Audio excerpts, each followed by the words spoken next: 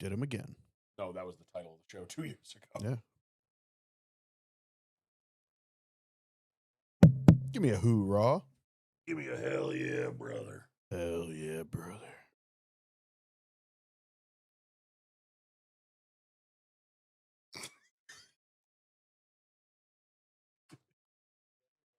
No, that was your TV. Oh.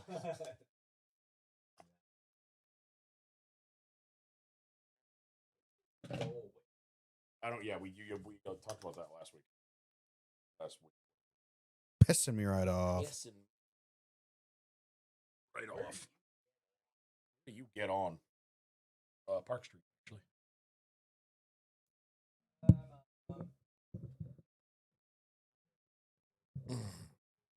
Good enough. Guten Tag. What? Oh, your moose?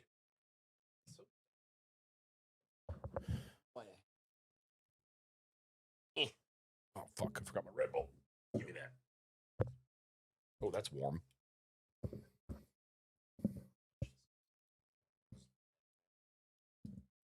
Got a Red Bull every day this week. Yeah, I went to I stopped at the Hooksett rest stop. Yeah. You know, Wiles wanted to stop. So I was like, grape Celsius, grape body armor. The IV one that body armor makes, top tier. A lot of grape on the way home, apparently. A lot of GURP. I just went to the grocery store and there was like 5 Celsius reps in the aisle. Yeah. I don't know why they were all there. Like there was like 5 Celsius trucks in the parking lot. Repping, I just looked them dead in the eyes and grabbed a case of Monster and walked away. Established dominance. Yeah. Oh, what's up? We did survive. Get rid of. I'm exhausted, but Wasn't hard to survive. Get rid of the thingy. yeah, we're going green. We're getting there. Howdy, friends. What's up, Nick? Relum. Sorry, Kevin. Johnny Benson. Is that Nick? Nick might, or Kevin may have set the record for someone not going to the bathroom this weekend. Yeah, that's concerning. Oh, took a fat ass nap today. Must be nice. Yeah, it must be dude. nice. Must be nice. I did on the way down here, but I was doing 80 miles an hour. Yeah. I did while I was on the way home. Took a quick snoozer, you know. Yeah. Put it on autopilot. Well, you have a Tesla, so. Yeah. I mean, pretty much. It's got Not one with the amount of stuff that came back home with it. Never hit hybrid mode? Got one of those Oh, electric no. engines in it. Never even bothered. Nope. Didn't even think about hybrid mode. On the way up, it wasn't loaded down like it is now with all the food and drinks and all Yep. the stuff coming back, whatever. Yeah, and the thing was having a good time. on the I'm way just back. happy that I got to give you the reverse of what I get at Pocono. Cowgirl. Yes. Cowboy. It'll be different now because you have the camper, but usually Sunday you guys are gone. Right. So like we'll still be getting into Connecticut and you're just getting home. And I'm like, that son of a bitch. So today I could not wait to be like, I've been home for like 10 minutes, guy. Yeah. And Yeah, you I were think like, you've earned that one. you were like, motherfucker. God gives us longest drives to Oh. his sleepiest drivers. But that's the thing. Normally at Pocono, you get home, I'm still 2.5, 3 hours away, yeah. you know, Yeah, because you guys boogie home and you Yeah. leave earlier too. Right. Oh. Well, and then he also has to continue driving after that. Yep. He still beats me home, I'm pretty sure. Usually. He beats me at home. Well, burn the fucking meatloaf. What's up? Hello. Dinner wasn't ready at 5. I got home and I took a sip of water and I was like, I have drank no water for four. The only time I had water was I had one in bed with me. Like I brought that next to the bed. So I would drink it, like I'd wake up to grab a swig of it in the morning. But like then during the day, and I'm a big like water drinker. Yeah. Didn't really notice how bad it was till I got home and I filled that to come down here. And I'm like, I'll take a sip of it. I drank 2/3 of that. Yeah. And Steph just looked at me. I was like, I just realized how little water I've drank in the last 5 days. I was decent about drinking water, but I was drinking mostly like seltzer waters and like zero sugar lemonades, like treats, if you will. And those don't hydrate. I had Gatorades every morning. Like, yeah. it's not the same as a crispy cold water. And I was like, that was dumb. You a big water guy, Norm? Yeah. Yeah. Really regretting bringing a Gatorade. There's water bottles in the fridge. Are there? Yeah. Tempting. There's some Poland Springs in the bottom drawer on the right side. No, I like go back and forth. I love water. My problem is our fridge pours the water super slow. Oh, So it's like a chore to get water. I've been going through this with my fridge. I know even if you don't have to pull the fridge all the way out, check the lines. Because You know, kinky. ours was running great when we moved in a couple months ago. It would take me to fill that. I would be standing there for like 5 minutes. I'm like, this is same thing was a chore. I didn't want to drink it. Yeah. And we started looking it up. I changed the filter. That did nothing. And then apparently Steph also looked it up. I was out in the garage messing with something. She goes, I fixed it. She just pulled the fridge out like half an inch. It just slowly had worked its way back and it pinched the line. Closing the door And and it shit. pinched the line. So I just did it again. It was doing That it makes slow sense. today. And I was like, and I pulled it out and it's right back to where it was. Yeah, I mean it pumps fast enough that like it's not like blub blub blub blub. It's like a constant stream. But it just takes forever. It's pumping it through a little hose and then it's got to go through a filter. Yep.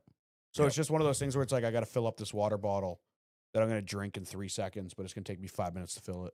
Yeah. Josh, the only bush lattes I had this weekend were not this weekend. They were last weekend when Kyle and I decided to drink when we set the campers up. You didn't have any? Oh, no. The First Friday. night. Friday, we went in the track. Yeah. We had a couple bush lattes because they didn't have Budweiser. So I slummed it and got some lattes. I had 28. I looked back. I had 28 alcoholics and 10 non-alcoholics. brought 36 because I had an 18 at the house, bought another 18 and brought it. So I brought 36. I put 10 away today. So Yeah. same ballpark. I Like, put them down fast on Friday. Friday, yes. Friday, absolutely. I drank 16. Because Saturday I only had I probably had close to 20 on Friday. I think I had a good even amount. That math sucks. I had a good even spread. Even yesterday, I was telling you, I feel like I didn't even have that many yesterday. Yeah. I had like I had 3. Josh, I love you. I had maybe 3 at the tailgate. Yeah. I maybe put down 3 in the stands. I was watching him and I felt like I was falling behind. Norm was just chugging Bud lattes like water. Yeah, because you they were are. putting down the lattes. Dude, they're going down real easy. That's Yeah. what he said on, what was it, Friday or Saturday? He was like, I'm worried about Sunday. Like, what do you mean? He's like, if it's this nice out, that's heavy drinking weather. Yeah. Oh, You 100%. know, because you're not worried about There's no consequence. you're not worried about, oh, I'm going to be dehydrated. I'm going to be hot and miserable. Like, no, it was perfect Yeah. to just sit there and chug beer. Right. Like I brought waters up to the stands and I was like, there's water in these blue cans, Yep. brother. Yep. And then I think I had 2 when we got back to the camper last night. You know, Levi, getting old. Shut up. We still put on a show anytime. Come to Pocono. Come try. yeah, Pocono's a whole Come different try. fucking. It's like we talked about. They're 2 different weekends. Yeah. We have Yeah, we 100%. have fun at Loudon, but I don't know. We'll get into it. Obviously, we'll talk about it. But X-Lot has gotten to the point where I don't even want to walk around because it's like borderline annoying on like Friday and Saturday night. Yeah. We're just getting older. That's what it is. 100%. Right. Well, we just walk to a spot where we can see the stupid people and judge them. Yeah. Right. Like we're never like going into the Yes, parties. Yes. But Pocono, We're not playing like beer pong with people. We're not like dancing to music. We're just I mean, I would. standing off to the side of the party and we're just like watching people be stupid. But we And have that's our own. entertainment. It's That's we have our own. it's Like at the- Pocono, we have so many of our yes. friends. It's the look at me fest that X-Lot has become. The people showing up in matching outfits and blow up costumes and those Just the attention people. those guys that had the chimenea, the one of the loud music camps Yeah. last night. Treble row. Last night when I brought Steph over to her car to leave and I came back, I realized they were all sitting around a fire. Now, it's Sunday night post-race. Usually for us, that's like, we're going to chill out, relax. That's what they were doing. There was probably 10 dudes in a semicircle around the fire, but they still had the music on 130 decibels. And I'm like, how is any of that, like when we do Pocono and we're sitting there listening to music on Sunday night, it's on someone's phone and we're just chilling out, having a couple beers, sitting by the fire, enjoying ourselves. These guys are doing exactly that, but if they wanted to talk to each other, they have to scream at each other. Yeah. I mean, I believe in to each their own. I don't get it. I don't understand it. You know, if that's what makes you happy and you and your boys, that's your thing, fucking get after it. Go ahead. They're not hurting anybody They hurt aside my from ears. my ears. They hurt my ears. The assault on my ears is brutal, but you know, whatever. would- They're not harming anybody. And It's the other just, thing I don't- too, I the don't other thing get too it. is I don't think it would be as big of a deal if it was one. It's that walk through those like 5 campsites where But you're that's getting that it, thing. you're getting it from the right, you're getting it from the left, you're getting it, you know. I feel like that Well, it's section. That's competition almost. It's yeah, like, yes. exactly. I feel like that's what that section's thing. Competition is. camper stereo. Yeah, you guys. Yeah, well, it's I almost They love need like you some guys. help. They need some help.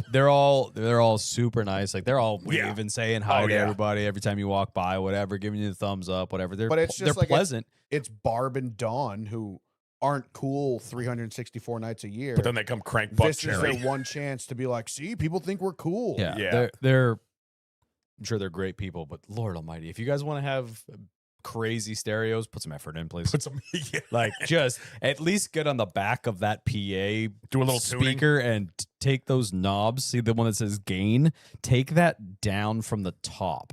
That You means know, no, it's louder if you put it all the way There's up. one that says volume, and then there's one that says gain. Gain is not volume. Oh no, it's just louder. That the one that says treble. If you put it to plus 78, it doesn't work. It's so It's not tinny. good. Like I said, there was one of them I could feel it in They- my fucking brain I stem. feel like they took every knob and just went to the moon. that's exactly what they did.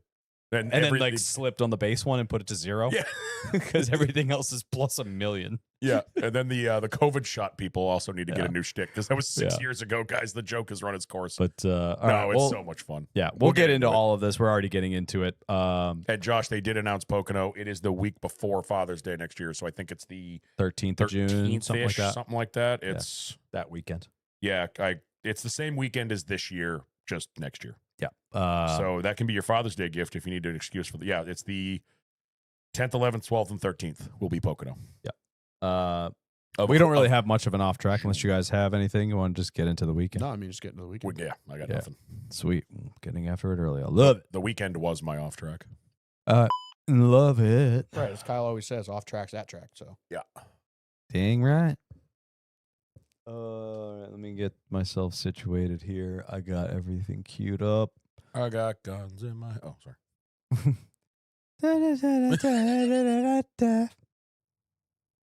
Okay.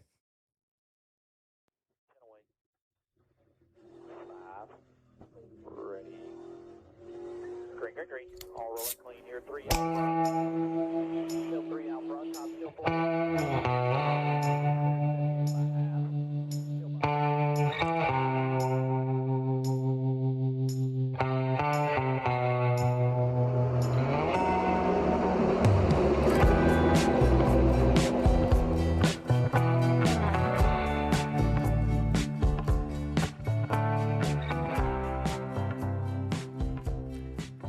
All right, ladies and gentlemen, welcome back to yet another episode of the Luce's Fast Podcast, the NASCAR podcast for the fans, by the fans. I am your host, Kyle Belcher, and joined as always, Mr. Daniel Walker Would you just die already? and Norman Pelletier. wet. Sprinkle. And On just off camera, to my right is our special guest I mentioned last week, Chase Elliott. Yes. Yes. We couldn't afford to get him a mic, but he'll Yeah. give his opinions throughout the show. He'll talk about as much as usual. Yes. He requested that he would only come on the podcast if we didn't give him a mic and didn't put him on camera. He's Yeah, here though. We so- Just promise. hanging out. Yeah. Yeah. Drinking cold beers and eating Hooters wings. On today's episode, after they pay the bill. Actually, the wings got returned. They couldn't afford them. they didn't supply them. It's just a box with nothing in it. They have 50,000 monogram napkins, though. Yeah. Those you can't return. He also still has the shorts on. Ooh. Nice. On today's episode, we will talk some NASCAR news, answer some questions, and have some fun along the way. But this is a different episode than our normal episodes because this is a weekend recap episode. And it's all in Spanish. Someone hit the SAP button. If you're new here, this is the show that we recap our weekend because we are at the track, a little bit different than our normal. So we kind of go day by day and also talk a little bit about the races in between and our fun and good times, bad times, fun stories, whatever. We need to make a sound like an intro for an at track weekend. Yeah. Like make it different. Like this is an at track weekend. Poof. Mike's listening, so we'll have one in probably 15 minutes. Just turn the treble up all the way in the microphone. Before we can do any of that recapping and news talking, we have to pay the bills, and that'll be done by your handsome Daniel Walker. Hello. Pay the We're bills. brought to you this week and every other week by us, the Luce's Fast Podcast. Go to lucesfastpodcast.com. Get yourself some merch. Do all that fun stuff. Unfortunately, we had a couple people ask. I think I'm actually going to get into it in comments. I saw at least 2 or 3 comments this weekend before we went of people that were going to be there. And they're like, hey, do you have merch? And it's like, not how it works. We don't physically have the merch. It's drop shipped. So, Because I'm not keeping a whole bunch of boxes in the yeah. attic. Yeah. So, if Well, you that need you have to pre-buy it. if you need merch, hit the website up. Usually it's relatively quick, unless you get a Hawaiian shirt, then it takes a month. Mhm. T-shirts and normal stuff is pretty straightforward. You get it relatively quick. So if you're heading to the track, go get yourself some merch. We got a bunch of T-shirts. I did see old Thank you for the reminder. what? We had a couple that came in over the weekend Perfect. while we were at the track. Don't know if it's because of us or not being at the track, but either way, I have a couple that I just need to hit the fulfill button on. the fulfill. Hmm? We can get a fanny We should pack. just start shouting out people that buy merch. Maybe that'll go. Yeah. Or push them to buy more. Roger, appreciate you. Thanks, Roger. Sam, Shouts. appreciate you too. Shouts. Sam, you could have bought a little bit more. And offense, David. Thank you, guys. David? Ew, David. I hardly know her. Got him. Boom. Boom, roasted. We Is have that a David one already shipped? That might be my buddy. No, Illinois. Ah. I could have friends in Illinois. You don't. Jerk. We also have a fanny pack, and I did see our good buddy TJ Pullen in the stands. He was like 10 rows south of us, which I didn't realize. He was in our section. Oh, sick. I was walking up yesterday after I went to the bathroom, and he looks at me, and it was loud, obviously. So I like gave him a high five, and he pointed at the fanny pack. And I was like, hell yeah. So yeah, go get yourself some merch, wear it to the track. It is a great conversation starter, or makes people avoid you. I'm not sure. You can also help us out by participating in a wonderful little game we like to call Kyle's Race Day Challenge. Kyle, explain what that is. Kyle's Race Day Challenge is if you donate the dollar amount that matches the driver's number you believe will win on Sunday and guess correctly, we'll send you a little something. Have we had a winner this year since we brought it back? Yeah. I don't think we. Yeah, I think Kyle Just sent Bus. out at least one. Yeah. Just Bus. Oh, okay. Gotcha. Other ways you can help us out non-monetarily would be in the old social media way. Like, comment, subscribe, all that stuff. And then if you leave us a review with a wall of text on Apple Podcasts, we will read it. We are contractually obligated. We don't have any new ones, but Jared, I love you. we don't have any new ones, but I was looking at something the other day and I feel terrible because there is one that we missed. There's no we involved. That's your job. Yeah. Me. Lump us in this. I'm blaming Apple because it never showed me this. Dan and the mouse in his pocket. Yeah, sure. It never showed me this, and I was looking at something the other day. I was like, I don't Yeah. remember reading that one. So this is from our last at-track excursion. That was years ago. Yep. By the people. You missed one from Pocono? Well, I don't know when it came in after Pocono because Apple's stupid. Yeah, that's fair. It did do a thing the other day, or a couple months ago, or a couple weeks ago, where it was like we had X number, then it went away, then it went back, then it went away. I don't know. So from Fire M14. Jared, I love you. By the people, for the people, a title gets cut off. Thanks, Apple. And I have stand no that. way to see it. I can't stand that. Also, Frumpas, I love you all. Yeah. 5 stars. Such a great podcast, and sad Pocono went by so fast. I wish I got to hang out with you boys, but I'm happy that Dan swung by camp Monday morning to see me and say what's up. It was the homeboy with the flag that we never got Yeah. to actually meet up Well, with. we did get down there. We took a picture with your family, and we left you some koozies. Yeah, I hope your family gave you the koozies that we gave you. Yeah, they all pocketed them. They We didn't leave stole anything. some I of have no your idea what you're talking He's about. going to listen to this tomorrow and be like, Where's my koozies? yeah, we left you a stack of koozies. And there is an S on there because it's plural. We gave you multiples. There was quite a few. Yes, There was at it least was a good 4. stack. So if Didn't we, anyone like, says that steal didn't happen, somebody's to give to him. No, we brought him like a stack of new ones out of the box. when we Kyle first had. went over to visit, we tucked them under the grill. Yes, because no one was there. Right, and then we went back and saw the family. Yes. I thought we had something to like Just Bus, like we stole like Just Bus's koozie. I don't know. You gave to him or something. No, I still had a stack. All right. He said, hopefully the third year will be the charm and I'll get to hang out with you guys. Keep up the great work, boys. Looking forward to many more episodes to come. So I apologize that was late, but Apple just didn't show it to me. So, Yeah, just show up. Just come over to our camp. yeah, literally anytime at Say all. hi. Swing by next year, Please do. June 13th, that weekend. Yeah, bring a samurai sword and we'll sign it. Carter Rupley in the chat. Carter Upley, does that Now- mean Carter Upley, does that mean you look at my pictures too and do the same things you do to hers? Because I'm sure you do. Is that because you're so late to the crash? No, that would make me Connor Zillich. Oh, Dan I called him. breaks I into called him reading the Natalie comments. of Cup Series last today. Yep. All right, and you can also leave us comments on our most recent episode on Spotify. You after, can do that. after you leave us 5 stars. So we got a couple. Yeah, the 5-star unlocks the comment. Yeah, it's actually locked up until you do that. that's how it works. DCarden83, no way I could get merch in time to wear to New Hampshire this weekend. Coming up from Concord, North Carolina for the truck race and modified race on Saturday. Friend of Weston's here. Will you have merch at the track? I had to reply to him and say, no, we won't. I apologize. Correct. Steal Weston's merch. Yeah, just steal Weston's. He doesn't need it. Make Weston buy you some merch. Steal Weston. Ooh, you could have brought him. Yeah, why Mm. didn't you bring Weston? Yeah. I mean, we don't really know you, but if you're a friend of Weston, you're a friend of ours. Yeah, friend of Weston's is a friend of And we ours. love Weston. Andrew E, y'all catch the new Chase promo with Theo. Good stuff, even though the Dude. field isn't 100% set. Thread count on that word curtain lives rent-free in my head now. I have not seen it. I shared it in Discord like Yeah, I watched 2 or it. 3 hours ago. Is that the thing you apologized if it already been? I didn't get a chance to watch it. Dude, it's so Is it good. Theo Vaughn? Yeah. Oh, okay. It's so It- funny. Somehow better acting than his movie. I'll have to watch it. Yeah. It was good. Continues. I just got to say, man takes the reins and in less than one season has made NASCAR both more familiar to the old crowd and more consumer friendly to the new. Let us all raise our koozies to our Lord and Savior, Steve O'Donnell. Does he get a cool nickname now? I feel like he's earned it. OD. I mean, OD. OD his is an nickname, awesome yeah. nickname. Also, I want to let it be known here that during the NASCAR, I was defending OD because I was like, You were. I wasn't.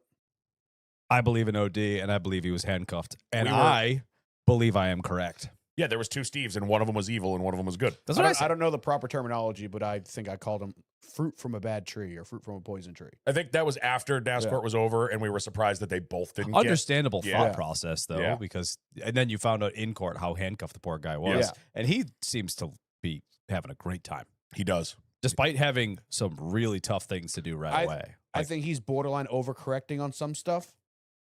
Like I Let him think he's overcorrect. trying to be I'm like fine with it.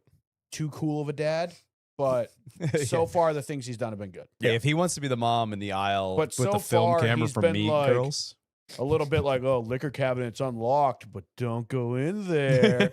Like I like all this stuff like on Busting with the Boys and stuff like that. He's been Yeah. kind of a little overly corny. don't listen but- to Norm. Yeah, keep it. Everything he's implemented, I think, has been good. Steve, we know you listen weekly. We can Yeah. see the analytics. Uh, there's one that's coming from NASCAR's offices. NASCAR comms, if you're listening to this, we don't subject to anything that Norm has said previously. Which So- they might be because you guys had a big important NASCAR interview. God, this week, that's so right. They might That's- actually like listen. Why do you think So, I'm saying this out loud? NASCAR, screw you guys. He doesn't Fuck represent you, I us won't at do all. what you tell me. Well, there goes that. Well, that was fun while it Thanks lasted. for all your help, Shannon. Yep. All We right. tried. OD, sign my forehead, please. We got I'll a tattoo couple. it. We got a couple here from RideIt.night, our Australian that happens to live in America. Hope you blokes enjoy your hometown round. The 4,500 miles for 1 month road trip is nearly done. I can't wait to sink a few frothies, sit in furniture I don't have to pack, and hopefully catch a NASCAR race at home. Here's to SVG making the chase because he's definitely not here to fuck spiders. I have no idea what that means. Also, I feel semi-bad. Everything is electric. The I had only to blow my word I nose, got I'm from sorry. that was furniture. I also feel semi-bad about calling Norm a Canadian, so fuck it, I'll buy another shirt. When did this motherfucker call me a Thinking driver Canadian? sucks, paint scheme fucks. Keep up the great work, you bloody awesome bunch of blokes. That was 3 days ago. Yep. So that was 3 days ago. 2 days ago. Fuck, fellas, I guess a day and a half is enough break for this guy. Off to Missouri on Sunday. At least I get to watch the truck race and some of the IndyCar race, shits and giggles. Give an overview of the highlights from your weekend. Also, fellas, Enduro season is happening in V8 Supercars back home. And he goes on, watch the Sandown 500 if you can. It's the prequel to Bathurst. Norm, please give a special paint scheme review of the V8 Supercars race at Hidden Valley Darwin round. No, Is that they're like all a- upside down. is that like- Those aren't paint schemes. Those are liveries. And then 2 days ago, upside down face Tyler Enkerman, Ty Gibbs twins, conspiracy theory. Ugh. Ugh. Woof. Nate Dogg. Good episode, boys, but I forgive you, Kyle, for the New England has the best seafood take. Who said this? Nate Dogg, one of our OG listeners. He's down in the Florida Panhandle. Just wait till you come down here Go to ahead. Florida's Gulf Coast and get you some fried shrimp and mahi. Maybe y'all can try it when you come to the Snowball. He's been trying to get us to go to the Snowball for Yeah. years, and he's out of his mind. Okay. Well, I'll let you finish, and then we'll have a That's conversation finished. about this. Yeah, Oh, that's I mean, it? I have an argument to make beforehand. Go ahead. Before the expert opinion, I'll give you my uneducated opinion. In order to have a proper crawfish boil and whatnot they do down south, they have to put in about 3,000 pounds worth of seasoning. How much seasoning do you add to a lobster up here, Kyle? None. Exactly. Case in point. I mean, Defense rests, Your Honor. I wish I could remember the TED lines. I'm way too tired of when they're like overruled. Yeah.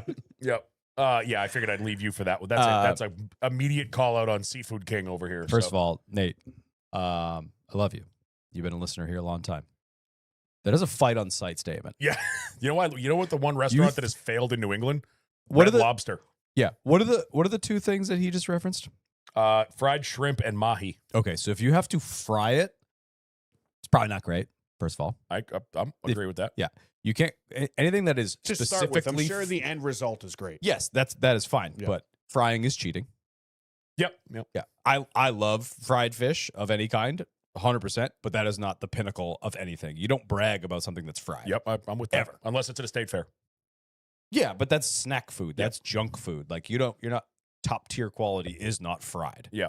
Right. Yep. Anything that goes in the fryer isn't the best. You're not shit. going to a Michelin 5-star and getting a fucking. If the thing you're hanging your hat on is fried, you're going to lose this battle quickly. Okay. And New England has the best seafood ever. They don't import. But Oh, go ahead. mahi is fantastic. I will Yes. agree with that. But you don't see I'm them. not a shellfish person. Like I don't really like lobster and stuff like that or crab legs and shit. Yeah. But if somebody if I'm ever invited to like a crawfish boil, I'm digging in. Have you done it? No. Dude, I did one. I was down in New Orleans for work and It's pronounced Nolans. Nowlands. I hear you boys. I don't think we have anybody down there. coworker that asked me to go with him. He's from there originally. He moved here, 20 years ago, whatever. So I was like, we were talking obviously about all the normal stuff like po' boys and things that they're known for, whatever. And he's like, "You ever done a proper boil?" I was like, "No, I never have." So he took me to this basically food truck, but permanent food truck, basically. And they just got, picnic tables out there, and it was the proper stuff. And brother, highly recommend. Yeah. Nice. Top tier. I would love to. Highly recommend if you get And the I might opportunity. hate it, but it's just like the pouring it out on the table with Yeah. the half cobs, the Yeah. potatoes and shit Yeah. everywhere. Like that looks so fucking Yeah, they good. have Bark and Crab in Boston, but it's Boston. It's not Yeah. there. It's different. DJ Nomeo with the next one. I know my role. Didn't get to go to NHMS race this year, but I did get to go to New England Dragway in June. Met some of the drivers, including Tony Stewart. Sick. He was cool. Happy about my dudes finishing top 2 yesterday, though. Yeah? And the last one from Ford Dude. Great episode as usual. Yeah. Happy to meet Kyle and Norm in the infield this weekend. Ding right? Great. What a great race weekend this was. Heck yeah. I was going to give him a shout out before I knew he commented. I'm sorry we did not get your name. It is still weird to get recognized by people. Yeah, I wanted to give. Like we were walking out of the smoke shack and me and Kyle walk out the door and he was right in front of us. He holds the door for us and he looks, he goes, "You're Kyle and Norm." And we're like, "Oh, fuck, are we in trouble?" He goes, "I listen to your podcast every Monday afternoon." And we're like, "Dude, no fucking way. That's That's sick, awesome. dude. Yeah. Thank you." So he's probably listening right now. And the other Kyle, family that Kyle we had me and Kyle walking around Friday in the Cup Garage. Billy Walsh on Twitter. He said he stopped us, same thing. We were walking by him and he stopped both of us and he's first called us the Fast and Loud podcast or Fast and you Loose. didn't have to call him. But it's out okay. loud. We love you. We love you anyway. No, and he stopped and we actually he told us that He corrected sat- himself quickly. He sat near us a couple years ago, he said, in turn 1 on Sunday. And he said he's been listening to the show ever since. So asked for a picture with him and I'm assuming his son. I would have guessed. Really cool. Real, like Norm said, very weird experience for me because it's like a little bit of imposter syndrome. Like, why do you want a picture with me? Yeah, But it's awesome. I love it. It's great. So cool. It's super cool that people like us enough to even shout us out. And Exactly. shout out Billy Walsh. The critics were wrong. I think Medi Ian was a fantastic movie, and I enjoyed your vision of it. So, early 2000s Entourage reference. What up? I hate him. I'm guessing he is a director. He was the name of the director in the movie. Yeah. I'm just impressed that he knows this many directors It's and stuff. scary. It's it was impressive. it was like a character in the show. Billy Oh, okay. Walsh. Okay. He was like That's- a crazy director that made like 5 movies throughout the show. Okay. I gotcha. That's Norm's tism. Yours is taking my broom and sweeping your chalk blocks off. Yeah, I was did do like, that. Dude, what are you doing? They go on the ground. They were wet and they were full of sand. Yeah, that's understandable. Right, That's going to thank end up you. in the camper. Right. The storage compartment. Yeah. Not where you're sleeping. Yeah, but the next time you need those chalk blocks, they're not going to lock together properly because they're all full of sand. They don't lock together. The It was triangle just a joint. regular The triangle. triangle Oh, jobs. Yeah, still, you don't want to get dirt in No, your I'm just giving them tires. shit. And you even said it too. You were like, I know, I'm sorry. I don't want to be this way, but I have to be this way. That's just how I am. Sorry. That is it for the Spotify. So it means there's only one thing left to do to pay the bills. What? You know him. You love him. Jim's Rams. Rams. That is our good buddy. They're down in Rehoboth, Mass, over by Seekonk Speedway. They will rebuild your wheels, refinish your wheels, powder coat, straighten them. Got some curb rash. They'll get that taken care of. They do tires as well. They do all that fun stuff. Message them on Facebook. You can visit them at jimsrims.net or give them a call at 774-229-6608. Tell them we sent you. Jim's Rams. Jim's Rams. I don't like not getting one from. try again. We were in it. Who do you got to He call? wasn't even listening. Who am I calling? Yeah. James Rams. There it we is. go. Jesus.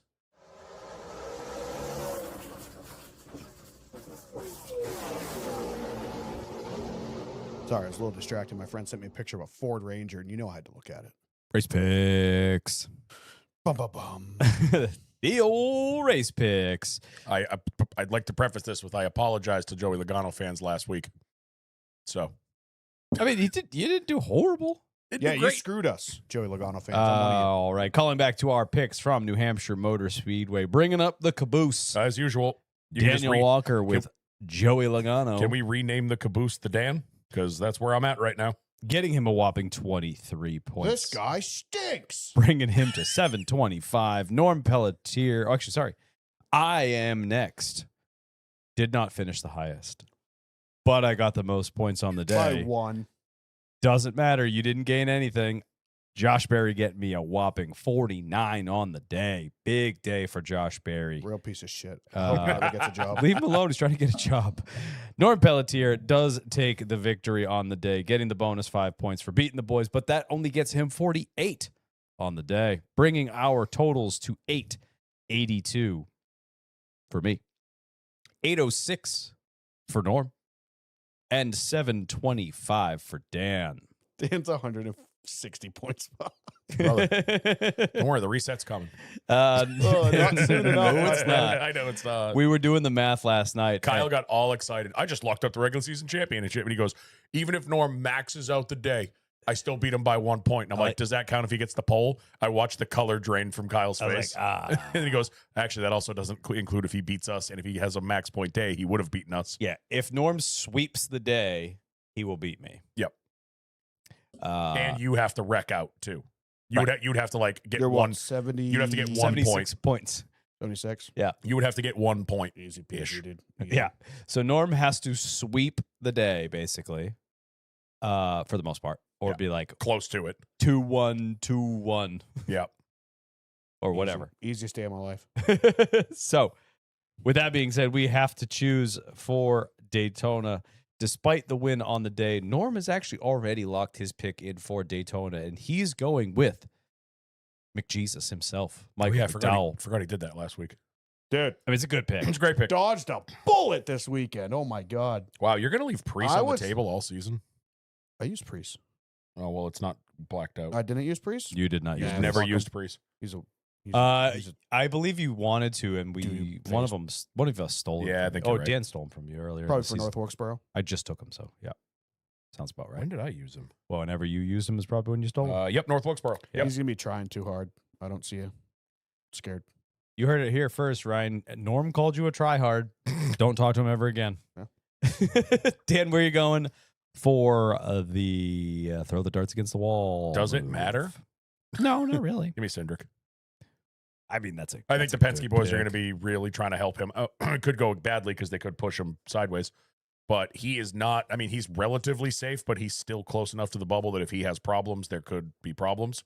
Yeah. So I think the Penske boys, and we saw him, what was it, at Atlanta, where all 4 of them hooked up and just kind of drove away from everybody part of the race. Yeah. I think I like how the Penske team controls these races and sticks together and works together. So yeah, give me Cindric. It's a good pick. That is a good pick. I am stuck between two. Jared says he hopes one of us is picking Ty Dillon. No. I mean, Ooh. I could. What do you got left? I could. I was in between that Jones boy and the Todd father himself. Just throw a But I also have throw a Riley Gregson, Herbst. throw a Gregson out there too. That Who dude's on a heater. got that new contract and is just And I just checked. Surprisingly, Kyle has not picked Noah Gregson yet. Why? I'm shocked. Like none of us have. no, yeah, no one picked him. So here we are coming It's to the funny because like I have actually some good picks available. Like Austin Dillon, I would trust a pick of him at Daytona. Yeah. He's pretty damn good there. Gregson's decent on the super speedways. I got the Todd father, that Jones boy. I got Herbst, who always seems to be a part of the Yeah. conversation. Yeah. You also have Cody Ware. I do have Cody Ware, who tends to just still finish in the top 15 because Yeah, I of was gonna his say he'll you get won't, no you stage won't get points. any stage points, but you'll get a top 15 top 10 finish. Yeah. which is really all I need. Which is all you need to lock I it need up. to survive. Oh boy, give me Riley Herbst. There you go. You fool. All right. So with that, What are you talking about? with this Herbst is- being the Herbst is really good there for some reason. with this Herbst being is really the, good everywhere. He's my boy. Yeah. He's With- the GOAT. with this being the last race picks of the regular season, I wanted to go through and see who made the do not use list. Oh, okay. Who did none of us use all season? Go for We it. have Noah Gragson, Justified. Cole Custer, Justified. Sean Hunter. You missed one already. Where? The 10. Oh, Ty Dillon. Sorry, scrolled Justified. right by him. And then Nemechek and Ware. Yep. That is our do not touch list for the year of 2026. Wait, who picked Cole Custer? No, Nobody of us did. Oh, okay. That was the point. There was one. I was thinking as about of him for Daytona. as of right now, Herbst had only been picked by Norm, but now he's gotten picked twice, so good for him. Yep. Anybody? Anybody else that's just a singular pick? Bear, You took CZ. Yeah, you took Honor. I did. I took CZ at one point. That was early in the season. Before that was Coda. Yeah, I had him and at he got you Coda. a whopping 23 points. Anybody else with a single? Oh, I pick? picked Herbst at Indy and it backfired. Yep. You picked Barry this week, so as of that, he was only picked by Norm. I left him on the table, Yep, you did. and I am the only one that picked Austin Dillon at Richmond last week. Interesting. I just thought that was kind of funny to look Yeah, that at. is actually really good. I like that. All right, that is going to do it for the race picks. We'll see how it shakes out because our regular season championship is decided on the high banks of Daytona. So, But now it is so is time. NASCAR's too. Yeah. What's that? Well, they don't have a regular mind. season Ours is champion. It's more actually already highly decided. regarded than theirs. It's already decided. Never mind.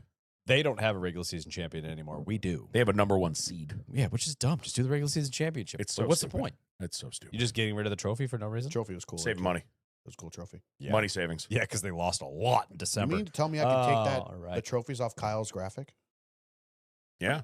All right, doing it. No, I still won them. You don't unwin them. No, they had to give them back. Yeah, No, everybody. I that- went back and changed the records. everyone that won a regular season give championship 'em back. ever before Yeah. has to return them all. So like 3 of them. Yeah. Because I'm pretty sure they right. only started doing the trophy not that long ago. Now we head into some people's favorite segment of the show. Some people can't stand it. Some people debate it. Some duplicate it. Some Who are these masturbate people? to it. But no matter what, it is Norm's. Scheme of the week. Hot. Hot. All right, Norm, It where are we wasn't that going for hot. New Hampshire Motor It was Speedway? nice out. Hope you like doubles. I think it was the first race weekend where I didn't come home sunburnt as fuck. Dude, seriously, that was Yeah. so nice. What do we got, Norm? Some banger. Oh, Right away, the Jesus. 2 snap-on scheme. I love you forever. Even better in person, I think. Fucking chrome numbers, bullshit. I hate them. But Looks good. it was such a good looking scheme. Formula Tech, classy. 6 looked really good in person. A lot of these looked way better in person. We always say that, but the colors. I Just, can't stand the pop. Cal Ripken scheme. It was on the cool I side. once. loved it once. Once. I don't like it at all. Because it was like a cool throwback looking scheme, but now it's kind of like If you're 12 feet away, you can't see what it says. I agree. Yep. speaking of that, scroll down to the 23. Going down to ye old 20. 19 Zepp. Give him a shout out. We've seen that scheme 15 times, but it's super cool. Yeah. 23. Oh, brother. Kincoro. Sincoro tequila. Still don't know what it is because you can't read it. It says tequila. Scheme. I can't read that far away. It's Yeah, barely- that- it's it gold is- on it is black, tough. dude. That's what I complain about. Like 3 of those Larson schemes. Super cool scheme. The pattern on it was super The cool. base of it is awesome. Let him cook. The number looked fantastic. White with a little gold outline. I could do with that. When you're gonna do chrome, do like a faint gold outline.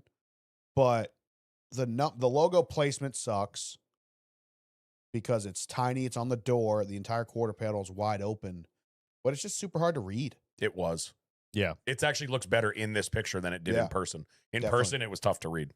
But I Uh, mean, it looked super cool other than the logos. The scheme was beautiful. We walked by it in the garage Yeah. and it Yeah. was hot. But I agree with you wholeheartedly. Like at its core, a paint scheme is supposed to be an advertisement. Uh-huh. You know, you're supposed to advertise the brand. You can't see that, just like the Cal Ripken one. You can't see that from 10 feet away. And I thought Good it was point. a weed company up until right now. I honestly, I yeah. thought it was originally too. Yeah, I agree with If that. I I didn't thought it was see- 3 Chi. If I didn't see the thing he did on Instagram like 2 days before the race weekend where he was holding the bottle, big Yeah, giant without the bottle of promo. tequila, I was like, oh, Yeah. Yo, shout out Austin Hill for having Cumberland Farms on his car. If you're from New England, you know what that is. Yeah, but that scheme is absolutely It's horrendous. garbage. It's Yeah, just a pile of some words. weird color choices. The new car scheme looks super cool, except for the hood. Look at the side of the car. It's just a pile of letters. Yeah, it's just words. Yeah, that's trash. all the nicotine stuff. I do like the new car scheme. I the love- hood, they forgot to put new car on the hood. What's So on the hood? It's just a little yellow The The car, little car logo. but it's all like above the vents. Oh, like so, like the yeah. entire like bottom half of the hood is just blue.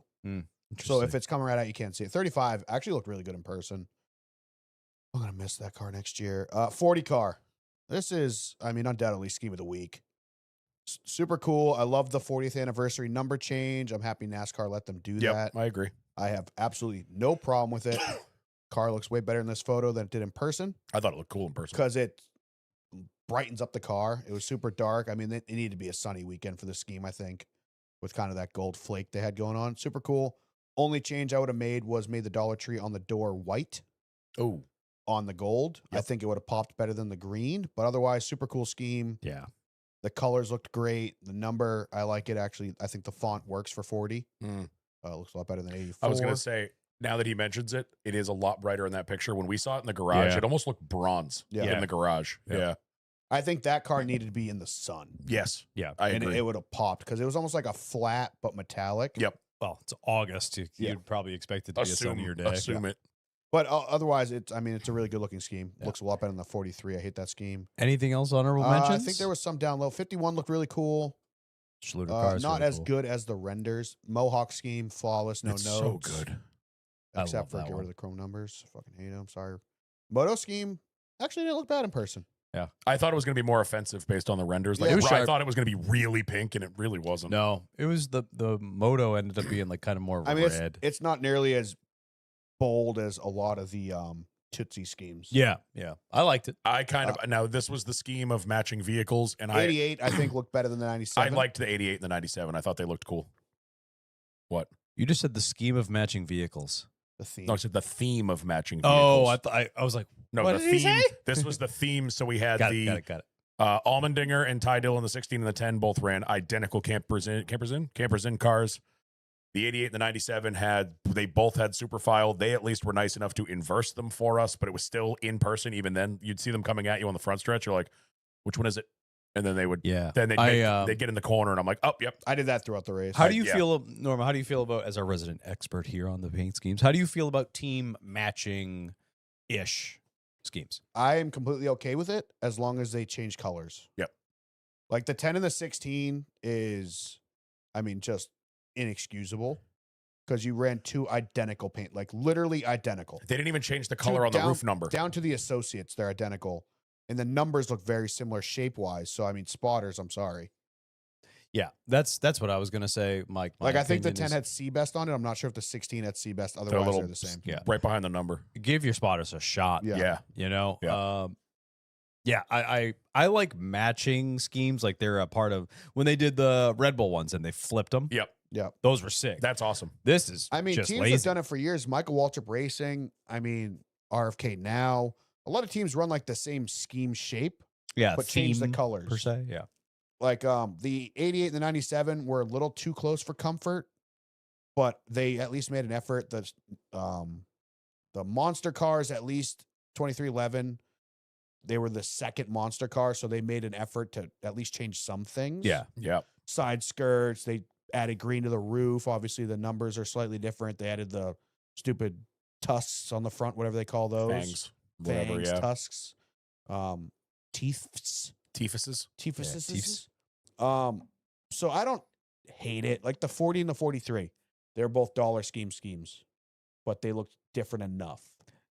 I like it. I just, if you're gonna do it, at least make an effort to change some details. Yeah. I agree. 100% agree. Differentiate them at least a little Colleague bit. just got lazy this year. Yeah, 100%.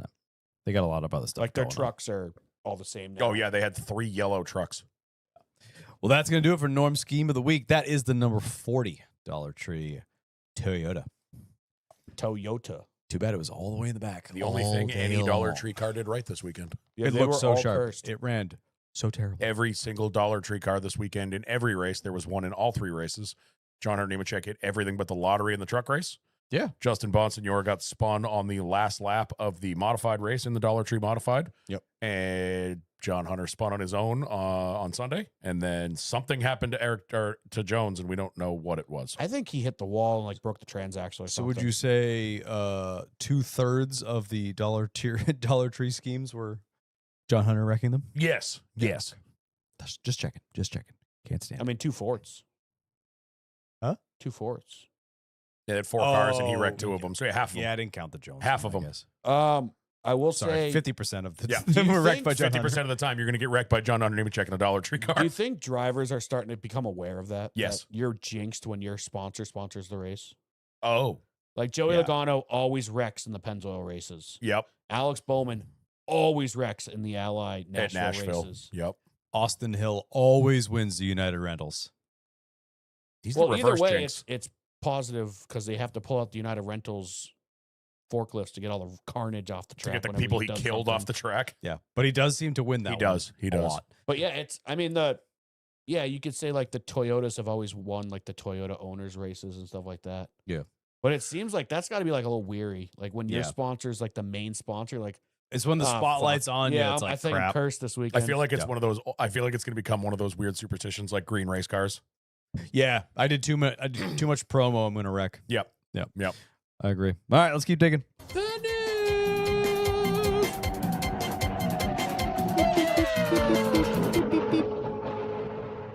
The news. Not a ton from the week, but a couple things to talk about. We'll start with most recent news. We heard from RCR that they will be keeping Austin Hill next season in the number 33 Cup car. No surprise here. I know earlier, late in the week last week, maybe it was over the weekend. Excuse me. There was some rumors that the contract talks had stalled, and then there was, obviously then the internet did the internet thing, and everyone basically already put Josh Berry in the car. And then they just came. What? I wish. Yeah, and then they just came out today and squashed all that, and finally announced that they got it done. Yep. So Congratulations. Welcome to the Cup Series, Austin Hill. yippee. I wonder if he stays in the 21 as well. No, I don't think so. I think he was already going to be out of the 21. Yeah, I kind of thought so too. It will be funny though if he somehow is like eligible for Rookie of the Year because he was filling in. Nah, racing I his don't own think races? I think with all the shitstorm that the Heim thing just started last week, I don't think they would do that. Yeah. Now my question is on topic but off topic. That's 2 pretty good seats open up in Xfinity now. We already knew about the 2. We've known about that for a long time. They're going to need 2 drivers. Yeah. They got 2 signings to announce. Yep. So that'll be interesting to Yeah, watch. if they continue running 2 cars. Yeah. Valid point. Good point. That's all I got on that one. But yeah, I all mean right. that leaves one car in the Cup Series that isn't technically signed, the Who? 10 car. Oh, yeah. Because they said they've The 10 to 51 maybe. I don't know if what they announce at Rick Ware, if they even announce it. I think they just show up to Daytona and they're just like, I guess Cody's here. But Yeah. I think the 10 car is the only other chartered car in the Cup Series that there have been rumblings that think you're driver right. may not return. I think you're right. Otherwise, I can't think of a single other one. Yeah. I I- mean, obviously we had the RFK stuff where it was like the charter thing, Yeah. and they're like, "We're just going to run open. We don't care." Yeah. That's yeah, not they've already sustainable. announced. Well, we don't know officially Herbst to Legacy. True. The 3rd Legacy car is Why not don't we officially know that? announced. Yeah, why haven't they announced? Maybe they're trying to I don't know. They're too busy signing new owners. They're too busy fixing all the shit that John Hunter wrecked. Well, remember there was Yeah. like the talks of Harrison Burton going in that car. Like Jimmy Johnson, Harrison Burton were spending a lot of time together. And then Retzlaff was in like a Legacy sponsored truck or something. Yep. So like, but then we heard that it's like a guarantee that Herbst ends up in that car. So yeah, you're right. I didn't think the about third Legacy car, which everyone thinks they know is Herbst. We don't technically know yet. Good point. But that's it. Also, don't make it 84. That number's dumb. Get the 44. yeah, that's much better. Or the 40. Well, 44, just like 2, 3, 4. Yep. It looks good in that font. The only team that currently uses it is New York that. Racing. NY which Racing once a year. They're a freaking extremely part-time team.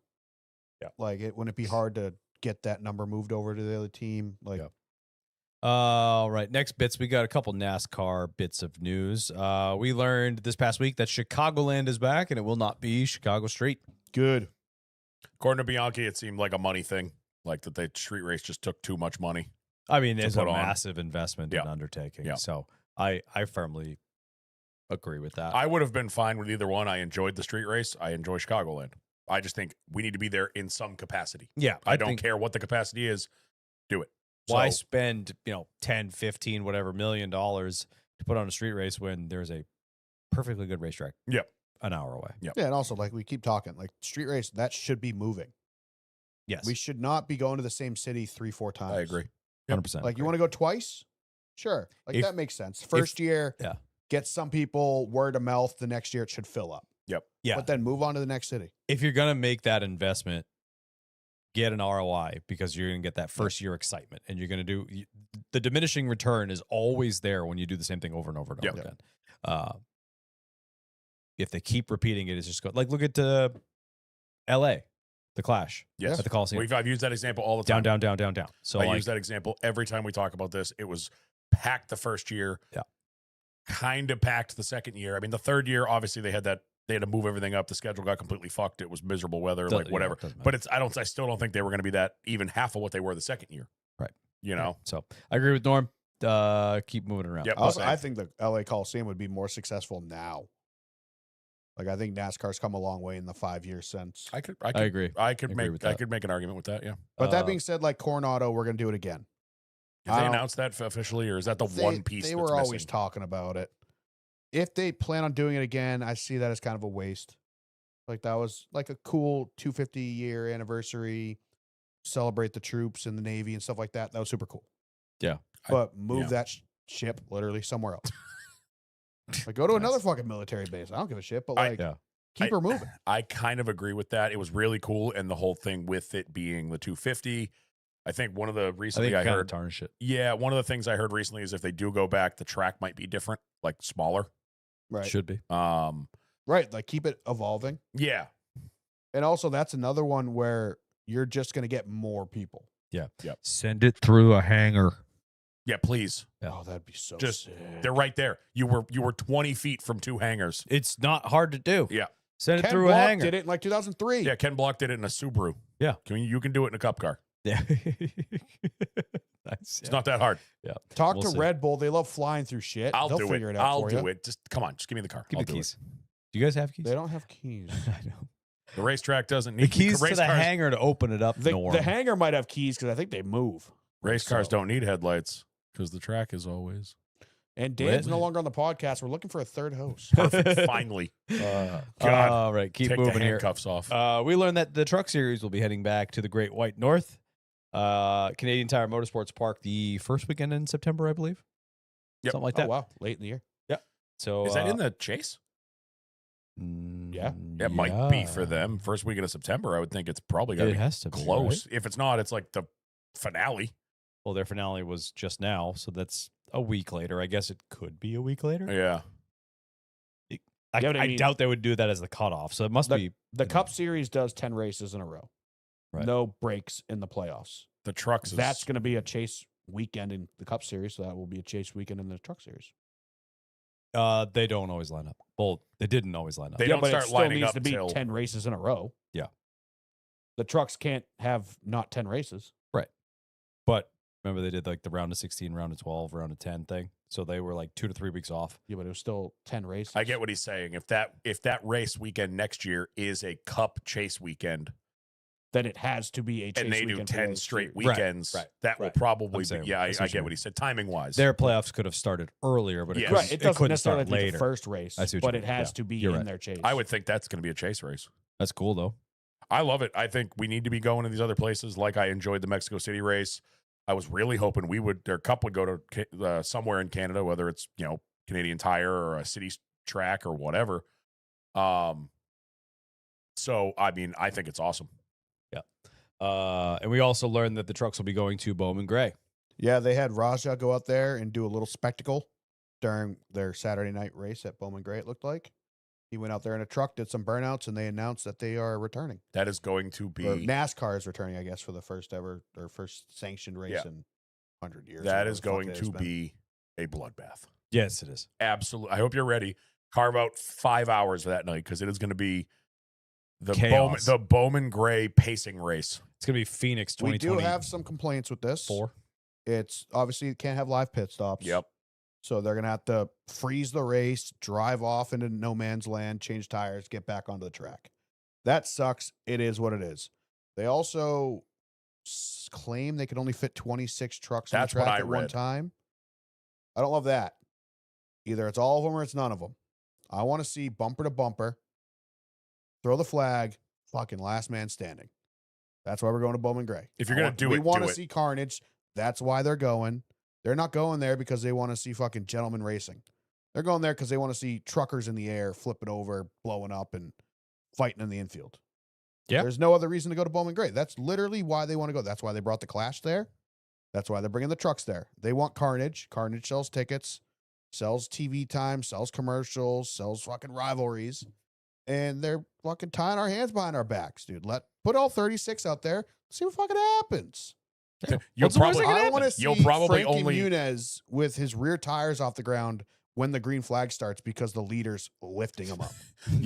the good news is if they started all 36, they probably only have 26 by the first pit stop. Yeah, that tracks. So That tracks. And short track fashion, bulldozer just push them into the grass. if you Keep going. if you qualify slower than 26th place, they're like, just leave your pit stop stuff in the truck. You don't. Yeah. You won't be here. And speaking of track news, backfiring rumor mill, Fontana's final stretch of road What's left was of it? not sold. Yeah. There was a rumor going Pit around that road lives.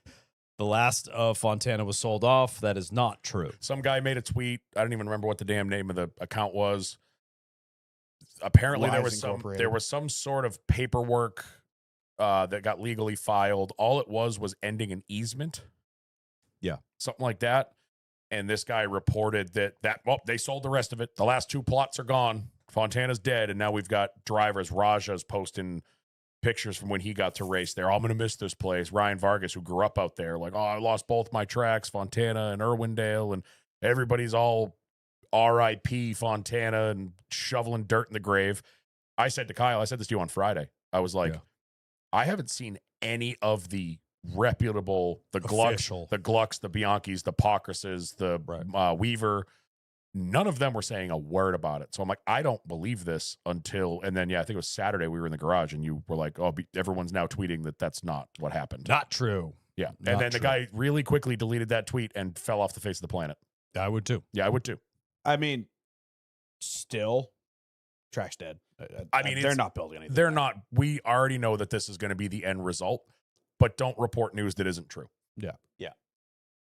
They're not going to invest in it. They'd Like, rather it's spend just $30 like- million put on a street race. It's the Avengers meme, the don't give me hope. Yes. Like, this is literally all they're doing by squashing this rumor is people be like, so it's staying. It's like, no, the track's gone. You can't physically put a turn in the amount of room they have. It would be Like, you couldn't put a Martinsville turn in the amount of room they have before the warehouses. Yeah. Like, I don't know how they expect they're going to build a track there. It would fit a mile or less. no, I mean, they were talking That's the way the originally math- like a It would Martinsville, have to Bristol be a sized, Bristol banked wall. which I'm, ooh. I don't think they can do it. It would literally be touching the warehouse. The Cali Bowl, baby. The warehouse is like 20 feet off the end of pit road. Fontana Bowl. Hey, if my Amazon package has to get delayed because fucking John Hunter's in the warehouse, I'm fine with that. Fucking William Byron's left rear wheel will kill 15 Amazon employees. I can deal with a package delay for that. I think NASCAR needs to go in there, scrape up all the, like, they have like Kyle Busch like has handprints in concrete and Yes. stuff like that. Like, scrape up anything of value. significance, and just like sign the death certificate. Like, it's we're quit pretending it's going to come What back. they need to do is cut out the start finish line and the apron right by it because that has Kyle Busch's last burnouts on it. Yeah, You can still see him on the satellite image. Oh, that's The crazy. last Cup win was there. or And like they- a segment of the wall or something like that. Put that in Kyle Busch's Hall of Fame thing. Like, Yeah. but like I just don't see how they're going to do it. It's, I want them they to prove me built wrong. too much around it. They built too close to it. They own the land, but at what cost? I don't think want they're gonna them to build a prove track me there. wrong, but I have If very they're very low gonna, hopes. I don't think they can keep what's currently there. Like, I think they're gonna have to take down the grandstands or completely change them. to make it work because the whole point was to try to keep that front stretch. Yeah. Oh, And I Google just- Maps not updated. I just think that leads to death. I thought Google, one of the maps had it updated. It's still on Google Maps. Auto Club Speedway. Oh God. Fontana, California. Oh yeah, it is still there. One of the ones. Or yeah, no, the burnouts that are there, those are Kyle's last burnouts. Yeah, but how old is that picture? Are they still there? Oh, Apple's is updated. Yeah, they're still there. Yeah. I don't know. They could put something small there. I'm pretty sure. Just a matter of how long that strip is. Trying to find a picture that shows. If they, They can't put anything there. there's more space than you think. What? Yeah. How long is that straight? Dude, it's touching a warehouse. No, if you turn it the other way. Like if that was 1 and 2, where those grandstands are with 1 and 2 going the other way. Right. Their whole thing was they wanted to keep the grandstands. It would be too expensive to demolish and rebuild grandstands. Yeah, fair. Yeah, probably not. But anyway, not quite R.I.P. Fontana, but basically R.I.P. Fontana. The last bit of news that I have is Regan Smith was announced to be doing both Bristol and Charlotte. Both doing Bristol and Charlotte in the Backmarker 25 truck. It was funny how they announced it. I was not watching the race at the track. I was home watching it on TV, and they're in the middle of the broadcast, and I forget who was in the booth because Regan was with him in the booth, and they're like, "Oh, we have breaking news from Bob Pockris. He's reporting that our own Regan Smith will be running." He's like, "Yep," and then something happened. It was like 2-3 laps later, and Regan just gets on the mic and he's like, "I'm watching this, realizing I may have made a mistake." Yeah. Yeah, they're still working on it. Well, no, it wasn't something to do with the Rams. It was more just like something happened during the truck race, and he's like, "I'm questioning my choices right now, like getting in one of these trucks." Yep. Yeah, I mean that's kind of the sentiment of all these guys. Like when Clint Boyer did the 77 truck, what was it, last year, the year before? And Brett's like, why would you want to do that to yourself? Like, get back into the grind of the work you have to do to get into a truck and try to be competitive and stuff like that. So I get it, but it's just a fun farewell for these guys. Like Elliott Sadler said after Richmond, this was never about going out there winning or even being competitive. It was about my kids seeing me strap into a truck for the last time and getting to live another racing weekend. So good for Regan. Regan's a super cool dude. It'll be cool to see him out there, and maybe he can get a top 25. That'd be great. That'd be a big day. And that's all I have for news bits, and figured we could get into our race weekend unless you guys have anything else. I don't know. I got nothing.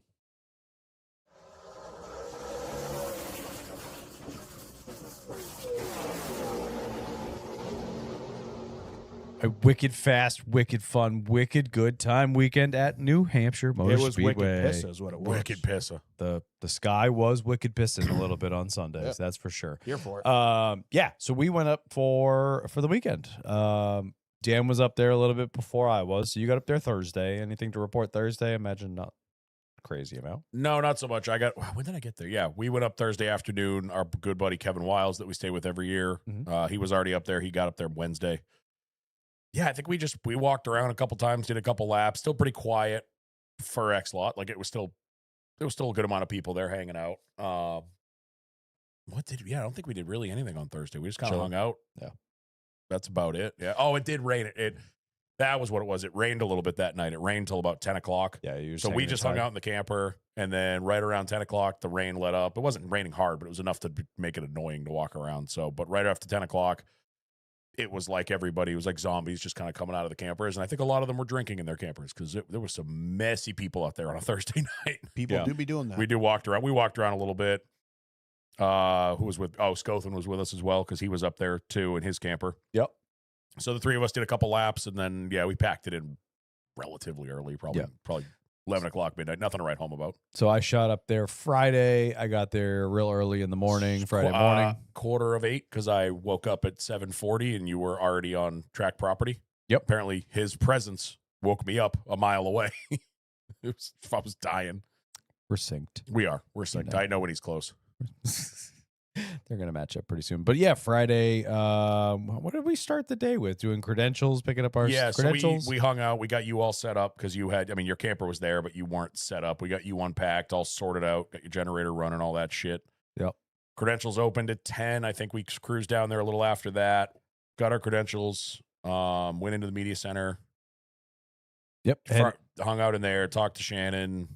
popped around the truck garage. You know Yep. what was cool? I thought was really cool. We saw all the templates from the truck noses. That was sick. They're on like casters. This is part of the obviously tech inspection. So they're on casters, and it's like this skeleton, if you will, to slide up against the nose for part of the tech inspection. So we walked by them. Yep. I just thought that was super cool and something to mention because I actually hadn't seen those before. Yeah, I hadn't seen those before.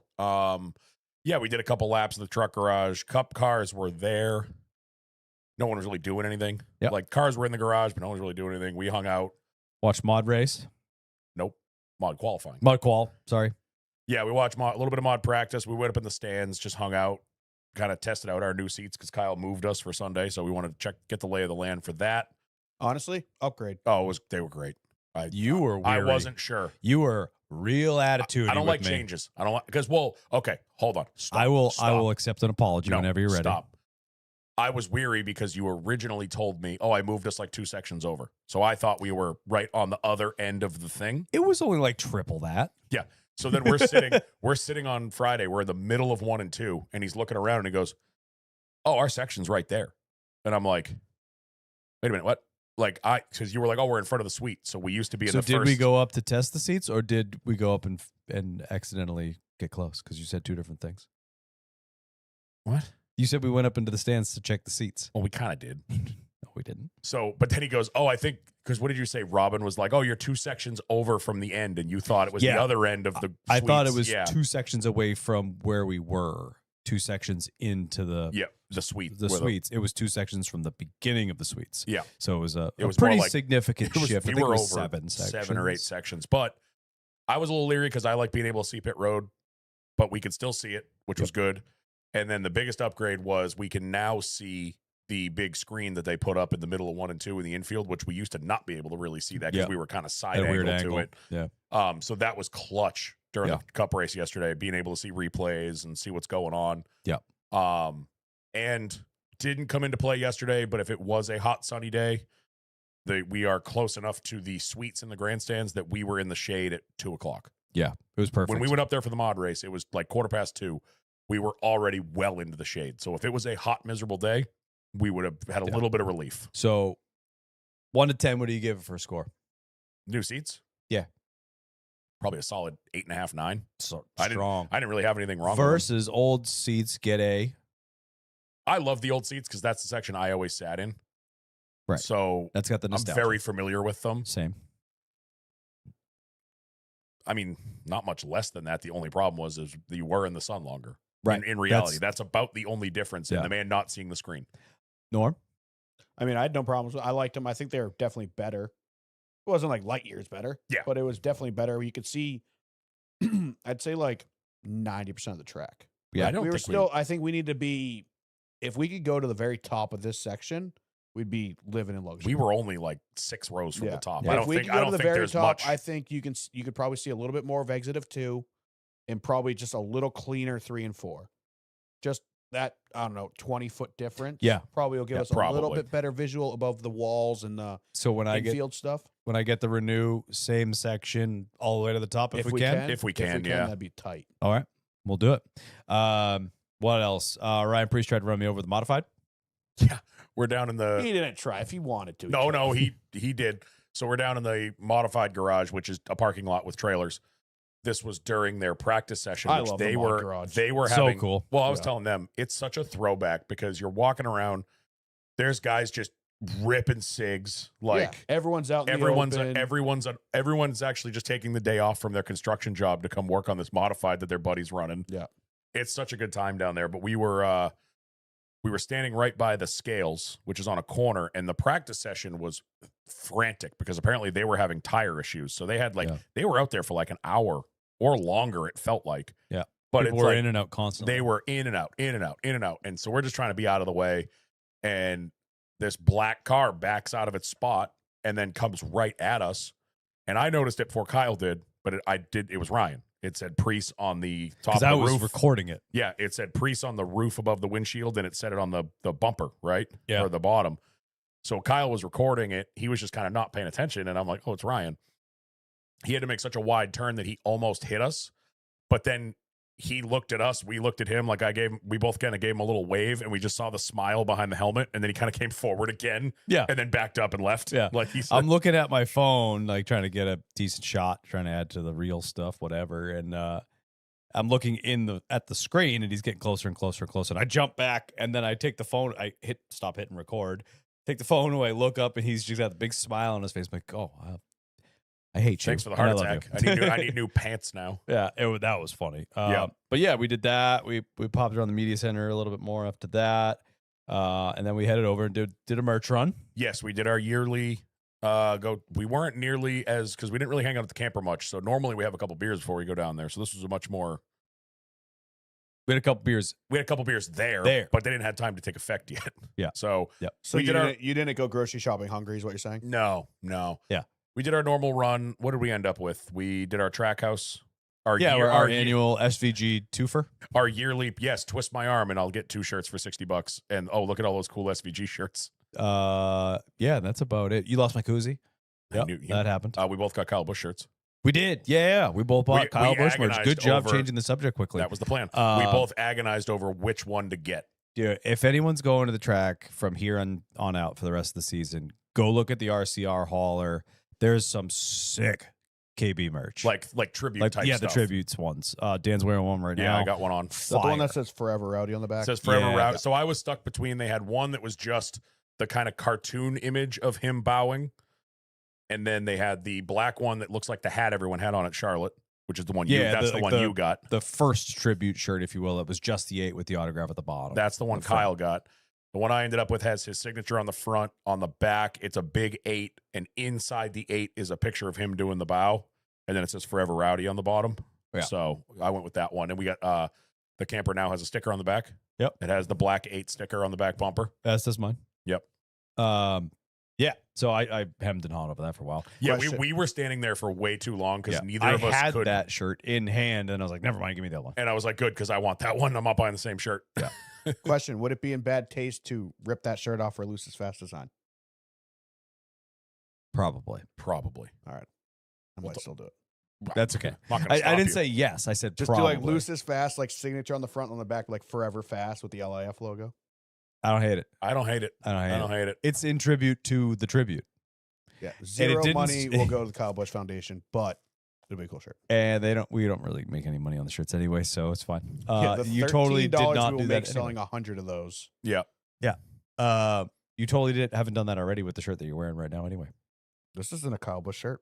Well, I mean, Yeah, exactly. the rip-offs. Kyle, how dare you say that to me? You know How what I dare you? realized, Where too? do you get off? You know what I realized too when we had our little meeting with the NASCAR comms guy? I was wearing my version of that, and I was like, little trademark infringement there, but that's okay. We're just gonna skip Yeah, right over don't that say that one. out loud when they might be We're listening. just gonna. That literally They're not looks gonna make it this far. nothing like anything you're talking about. So Yeah. I'm sure that's- And then that night you hung back, and him and I went to the dirt track. Yes. So Norm arrived some point on Friday. Yep. Kevin Miller Yeah, like also arrived. 6:30. Kevin Miller got there Friday night as well. Yep. Sorry, I have a job. Doesn't know how to listen to directions. Kevin, stop at the tent and check in. Drives. Drives right through. But we he made love it. him. I Yeah, you didn't check guys.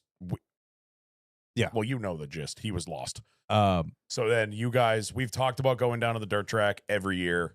And usually it's just like, it's too far of a walk. But you guys were all hot and bothered to go. My wife had just gotten there after being home all day. So I was like, I'm not going to leave her behind. And I'm pretty sure the dogs couldn't go. So it was like, Yeah. we're going to hang out here. We're going to eat some dinner, just chill out. So we hopped in the back of our buddy Kevin Wiles' truck. So me, Norm, and Relum Nevek, aka Kevin Miller, headed down to the dirt track, and it Us and the was two Kevins. a riot. I had such a good time. Yeah, the track is. Dan and I went the very first year they first. built it. It was cobbled together. It was a parking lot that they put a track in. Yeah. And it was very apparent the dirt wasn't holding up. There were fucking minivan sized holes everywhere. We saw Legends cars and I think midgets. Midgets. And that was it. And it wasn't anything special because the track had no history, so no one was driving all the way up to go to it. It was local guys. So it honestly didn't give us a great impression of it. Yep. Because it was so kind of haphazardly thrown together. This year, I mean, just the track itself looked like a professional track. Like the infield was groomed, the track surface looked flawless top to bottom. It was nice. They had the infield had like a nice little like rock setup that they parked some of the safety vehicles on. Like everything looked better. The stand granite. area looked super clean. It was sponsored by SIG. They had a bunch of stuff everywhere. So it was super cool. They had the little concert. Tim Duggar was in the corner. Yeah. So honestly, I'd say like the track is 10 out of 10 better than it used to be. Yep. So, and it was a lot of fun. And we got to see like actual dirt cars. I think that's why I've never been so like hot and bothered to go back, because of the experience. Not it was a bad experience. It was just never like, I've done it, I'm good. Now next year I'd probably go Yeah, with you you have guys. to go. I'd probably go with you guys. We've talked immensely on here how New England isn't the biggest dirt track area. We don't know a whole lot about dirt racing, but I couldn't give you the play-by-play on who was driving what the name of the cars were and stuff like that. But I had a blast. They had what, and midgets look and forward sprints? to watching I think more they of were it. like I would micro love sprints, to. midgets, and sprints. Okay, cool. Because the first cars that were out there, we thought were midgets, and I think they were micro sprints. Okay. Because Gotcha. then other midgets came out and was like, oh, that's what we see at the Chili Bowl. Yep. Obviously, we're not the dirt racing capital of the world, so it was very low budget cars. There were some out there with some shmoney, you could tell, but it wasn't as, I mean, we weren't at Knoxville by any means. But friend of the show, Dale Blair, has been saying for a while that he wants to get us down to Pennsylvania and do kind of a dirt tour and go to some of the big name tracks down there, because obviously dirt racing is very big in Pennsylvania. Obviously, all of our Pocono friends have said the same thing. Yep. So I think we got to do it, because I kind of want to see some 410s at Williams. I would love to see like real 410s. Like that would be sick. And we can bring Kevin Wiles and all his expensive cameras. Yeah. Because he wasn't bitching about that all fucking I weekend. saw him the next morning out there with the canned air and the Well, brushes. he was sitting on like the entrance of turn 1 and like the entrance of turn 3 taking pictures. It's like, dude, you're in the splash zone, bud. What do you expect? You're in the front row of he SeaWorld got- and you're like, my shoes are wet. He got some great pictures. Dirt cars are historically very photo happy. They're cool. Like they take very sexy pictures of dirt cars because they are wet, wild, and sideways the entire time. So he got some sick pictures, but at what cost, we will never know. yeah. No, he will eventually. Yeah. And then you guys came back up. It wasn't even that late. It was like 9 o'clock, 9, 10 Yeah, o'clock. we got You back at guys- 9:30. Yeah. And then we did our usual X-Lot cruise around. And People that was the watch. boys' night. Yeah, we people watched. We hung around. I mean, we made a couple laps of everything. Yeah. Just got messier and messier as the night went on. Yeah. and Drank then some beers, had some drunk heaters, I mean, saw a kudos. couple boobies. I will. Oh, we did. Yes. Yeah. I didn't see those on Friday, but Nothing worth writing home about. she boys. was back Saturday night. Golf cart girl. Oh, was she? Ah, She Yep. was back. Yep. I will say kudos to, I know it's not really Loudon, but it's the like the state police. Yeah. Boy, I've Dude. never seen, and it's happened. It's happened every year. And Talking it's- about shutdown? Yeah, same thing Yeah. this year. X lot is the one lot, so all the other camping lots, I think quiet time's like 9 or 10. I think it's 10. Obviously, you can still have like low music playing. They're not like telling you to get in your cell, but X lot is ripping at 10:30, 11 o'clock. Like there is a sea of people at 12:01. All the state troopers come out in a line, No. in a formation. No. 11:59. 11:59. Oh, yeah, 11:51. 11:51 because at 11:58 we turned into our row and it was silent. Yeah. They come out in formation like fighter jets, and they go to the bar first. Now the bar that's been there is very good. They kill it early. Like me, I think it was Friday night when 11:45. or they shut it sorry, down. Thursday night when I was out with just Kevin. He was calling last call at like 11:20 because he Yeah. knows like, Because we were standing there, it was 11:45 and they shut it down. yeah, they shut Yeah. it down. But then it's all the other, like the people sitting at their campers playing music on 11, and the people that had the karaoke machine, and like Yeah. those people, they got to go through and they're like, kill it. And then we actually experienced this on Saturday night after you went to bed. We went over to one. There's another local show, another local podcast that does a party every year. And Kevin, myself, and I want to say Corey, who was with us? No, Kevin. Sorry, it was probably the two Kevins with me. You and the Kevins. We were down there, and it was after 11. The bar had shut down, and I'm like, oh, maybe the cops are just going to leave this alone because it's not off the beaten path. One state trooper shows up. He comes in with the flashlight, and I'm like, oh, that's brave, sending one. And then the sea of them come into the light, and I'm like, oh, we got to go, boys. Time Yeah, to go. but they were very polite. Oh, they were. Uh, I think they would get not polite if you were a dick about it. of course, but Everyone shuts it down. I wanted to give them some flowers. Dan makes them sound like the Gestapo. Yeah. But This wasn't Minneapolis. No, they- Tell me like- they didn't look like it though when they they're weren't when shooting they're rubber BBs at when they're people. Yeah. marching through the friggin' dark. It's like, oh shit, they get out of the way. were. I mean, the interactions that I saw, they were very polite. They started at the beginning. They let people have a rip roaring time. Yes. They let everything go Pre-midnight. Yeah. you could get away with almost anything unless you're doing something except stupid. having a firearm. But Because we did they- watch that happen. They started at the beginning and they worked their way through the Yep. campsite and they shut it down perfectly. And I wanted to give them kudos Yes. because they were. I also they could have arrested 75 people Jesus, if they yeah, wanted they could to. have. Yeah, And so I wanted to give them kudos for letting people have fun within limits, Yep. but also sticking to the rules that they laid out. Yeah, and I Like, didn't see that a can get out of hand single really one quick. being rude. No, I or didn't anything either. like that. Well, I like also when we were walking back Friday night, they were just standing in their own little circles. Kevin Wiles went up, shot the shit with them because he knew people from their districts and stuff like that. So like they weren't like they were completely respectful. They were just like it was pretty much like more like their presence yes, made everyone go to bed or quiet down rather than them having to assert dominance or anything like that. I will say I also think it helps that everyone, for the most part, from what I saw in X Lot, is very respectful. When they tell you to shut it down, there's no arguing. There's No. There's nobody like they walk away and then turns it back up. Like you Yeah. didn't see any of that. When they shut it down, everyone's very respectful and is like, yes, sir, we're not going to go to bed, but we're going to take Yeah, it that's why down I- a couple notches. That's why I want to compliment Yep. X-Lot because X-Lot has got this It's got a ridiculous reputation of being insane, and it is, but it's not. It is in the sense that music's really loud, people are drinking. You know, you have the pictures of people that pass out under a car, but like no one's getting in major trouble per se. Yeah. There's the onesie twosies here and there, but in the masses, it's like sub 1% Yeah. per se. I think So- X-Lot attracts those people, the idiots, Yeah, but they're not staying there. I agree with that. It's the idiots that are passing out underneath cars are the kids down the road at the camps or the tent sites. Yeah. That's probably like fucking crackhead city over there. Well, I like saw that last night leaving the tent section looked fucking nuts. Oh yeah. Like there was 100 people standing out by the road. They were all drinking, screaming at everybody that's driving by. Like those people wander into X-Lot. I think the people that stay in X-Lot want to have fun, want to play music, want to drink and stuff like that. But the habitants of X-Lot People that are, live there. are adults. Yep. But they attract the dumb idiots all in matching Twisted Tea costumes. Yep. In beer bottle fucking onesies and shit like that. And Yeah. the red, white, and blue overalls. Like they attract those people, but those people aren't the ones staying there. So when you get the riffraff out of there, X-Lot's a good group of I guys. saw it on Saturday when I came back. I think I might have told you about this. I was coming up the road and there was two guys pushing a wheelchair up the fire lane. And I was like, oh man, that sucks. And then my headlights hit them. It was a dressed up blow up doll and they're heading right to X-Lot. And I'm like, yeah, okay. Yeah, that's Yeah. look at me. but the kind of good thing about that is it stops right at the beginning. Like the bar is almost Yes. like the buffer. It's moths to a light. Yeah, yeah.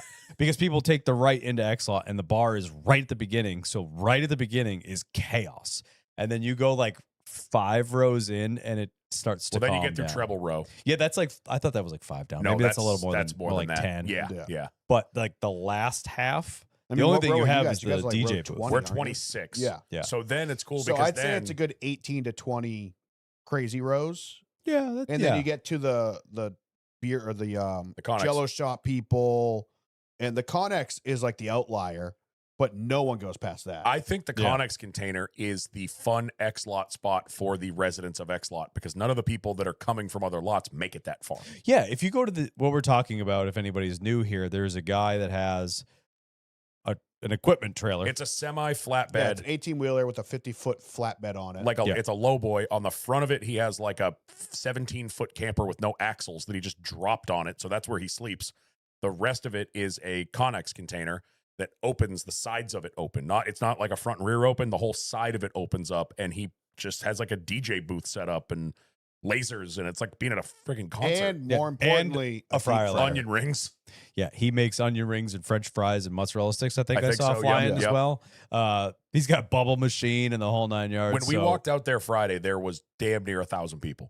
Yeah, we didn't go too close Friday night. We walked through it, yeah, but like last year, the crowd didn't make it to the road. This year, it was the road. yeah. Like, But you're right that if you look at that crowd, it's people like with backpack coolers. Yep. And wearing normal clothes. Well, you go he to the almost front, gave it's us- the people with beads all over them and wearing stupid matching and a blow up outfits. like lobster last costume. year was his first year going there, yes, right? yes. It The almost first time gave I- us like the impression that he was like paid to be there.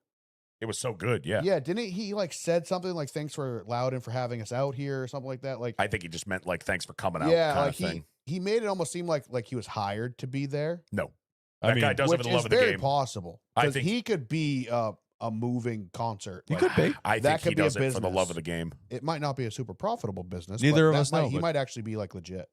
Two pretty good process. I mean, that's Friday night, right? That was pretty much. We Yeah. when We did sat back at the camper until like 1. It was about 1 o'clock, give Yeah. or take, when My we last- packed it up. I go by all the photos from Ah. my timeline. That's also why I take some of them, so I know don't think I what took a was when. single I photo. took 3 videos all weekend. Well, mine starts.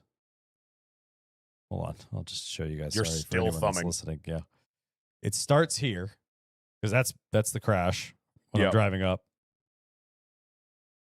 That's the end. I haven't taken that many photos in 3 years. Well, I make the reels and stuff. I know you so- do. Yeah, no, I'm not giving you shit. I just I have 3 photos on my phone from this weekend from Saturday cup practice of blurry cars. I was trying to get a picture of Ross Chastain's car because my buddy sent me a picture of him on his Kubota moving shit around at his in-laws house. And I was like, I'll send him a picture of Ross's car as a joke because it's a Kubota car. Yeah. And I couldn't get a picture of his car. I took 1, 2, 3, 4, 5, 6 videos, 2 screenshots of weather, and a saved picture from our good friend Jared Media. Yep. That's what I did this weekend. Huge help, guys. Thanks. I am not a take pictures guy. I like when we're doing like garage stuff. I'm like I want to be in the moment. I'm not a staring at my phone snapping pictures, and I always forget like to do that. So Saturday say is what you want to say. You had a thought. Say it. I saw your face. You were gonna call me out for not helping. that's ship sailed. Saturday is our big garage day. So Yeah, we we got were up- down there decently early. Relatively early. Like, 10. I wanna say something like 10. that. It was No, we went to media first, so we were out walking around by 10. So either way, It was doesn't like matter. 9:30 by the time Yeah. we wandered down there. Yeah. Well, we all I do know is that we pulled into the truck garage as the truck garage was opening. Lost fact of the weekend is Norm finally brought his S10 to the track. Yeah, He did not have his truck. He had his S10 with him, and which is also a truck. Don't you belittle know it. you know what I mean. Little truck, your little truck, Yeah, little truck. your cool vehicle. So we pull through the garage, we pull through the tunnel, we come up, you come up into the infield, and there's a mob of people right by where media parking is. And as we're getting closer, I'm realizing, oh, that's the entire Truck Series garage waiting to get into the garage because it hasn't opened yet. So we pull up, and I'm in front of Norm. I went into the media lot first, and I'm watching in my mirrors as Norm pulls up, all choppity LS camlope. The entire garage is just like looking at it and kind of like head tilts and like fuck yeah, like you can see they had Yeah. the fuck yeah face. Like that's cool as hell. I was Yeah. proud of Norm for It that was one. cool as hell. that That's was why I brought it. Try to get a job. we went to what, swing by your truck? Why did we make the switch? We're going to grab mine. You were in the Tundra. Oh no, we were in mine. Yeah. You were in the Tundra, and you're like, he said, I got to stop by my truck real quick. Oh, I You need guys, like vape pods or something. you guys Yeah, pulled in, but and- I secretly wanted to take my truck. yeah, you guys pulled in. I just wasn't gonna like tell Kyle that because No, Kyle wanted to take his Norm truck like 'cause he got his new slightly wheels. hinted at it would be kind of cool. Well, so we watched you guys pull in. Kevin pulls up next to me. He's like, "What are they doing?" I'm like, "Oh, Norm had to stop by his truck real quick." And then you like didn't go in the row his truck was in, and we're like, "What the hell are they doing?" And then you go up, you parked like up the hill, and then it dawned on me. I'm like, they want to take his truck in. Yeah, and it was a good Yeah, idea. it was a great idea. But yeah, so in the garage, do our normal stuff. Check out P&Q. Hung out in the media center. Drivers pop in and out. Shake some hands, kiss some babies. You know us. We're big time influencers. We didn't really shake Yeah. any hands. I talked to Bianchi for like 2 seconds. We met the Ford guy. We shook his hand. Yep. I limp wristed the fuck out of that poor guy. I'm Which sorry. guy? Yeah. Which guy? Ford guy. Ford guy. Ford guy. You left a comment. You read it about an hour ago. Oh, I wasn't there for that. Sorry. And then we cruised the pit road for truck pre-race, and then we hung out in our spot in turn 1 for a while. Oh, well, I was gone by then. I had to bail, as I think I said last And week. once again, we blessed Lane Riggs with the honor of having us stand next to him for the national anthem. Oh, We did. did you? I Yeah. think that's why he won. That's cool. You're welcome, Mr. Riggs. We saw him taking pictures with the Be a Man guy. Oh, Yeah. was he up there? Yeah. I thi- They were up there hanging Oh, out, that's which awesome. was cool. That's cool. Anyone Yeah. else cool? I don't think there was many cool people in pit road for the truck race. Not that we saw, other than the Be a Man guy. Yeah. I'm sure Um, there was plenty of people kicking around, but yeah, it's like Yeah. what you see. And You what took don't off see. for most of the day Saturday, but yeah, after that, we got some chicken Dan, tendies. Dan got to meet John Roberts. I did talk to John Roberts for Yep. 30 seconds, but he's like, for some reason, and I've remember this in Loudon before, he's always just there, just kind of cruising around. Yeah. You know? Yeah. And he came over, he's like, oh, they got any like snacks here? And we're all, me and Norm, like, yeah, ice cream sandwiches over there, the snacks right over there. And I mean, And, I looked at Norm and I was like, this guy, he was my entire life of Sunday mornings was watching Fox race day, Oh, yeah, speed 1000%. race day, and here he is. 1,000%. Yeah, I left at like 1. I had to go to a wedding, got kind of trapped there. Before you get there, just wanted to give all the flowers in the world to the entire New Hampshire team. Oh my God. Scott, David, Shannon, everybody there. I didn't see David once. I did. Yeah, I saw him He's briefly. a busy man. He's very busy, yeah. Yeah, he's always running around. But wanted to give them all the flowers in the world because they're so kind to us and so welcoming to us and accommodating. And the media center looks fantastic. There is- Every year, it's like one additional room gets Yeah. updated, and it's just like it's high class. There is Yeah. no reason for them to be as good to us as they are. Yeah. There's literally we are nobody in the grand scheme of things of the sport. And Shannon and Scott and everybody there are just so nice to us. Yeah, they And make it's us feel fun. like $1 million bucks. And David is David is too, fantastic. yeah. I mean, obviously, race weekends it's rare to see him. Yes. So He's I'm not- running around like a lunatic. I'm not surprised we didn't see him this weekend.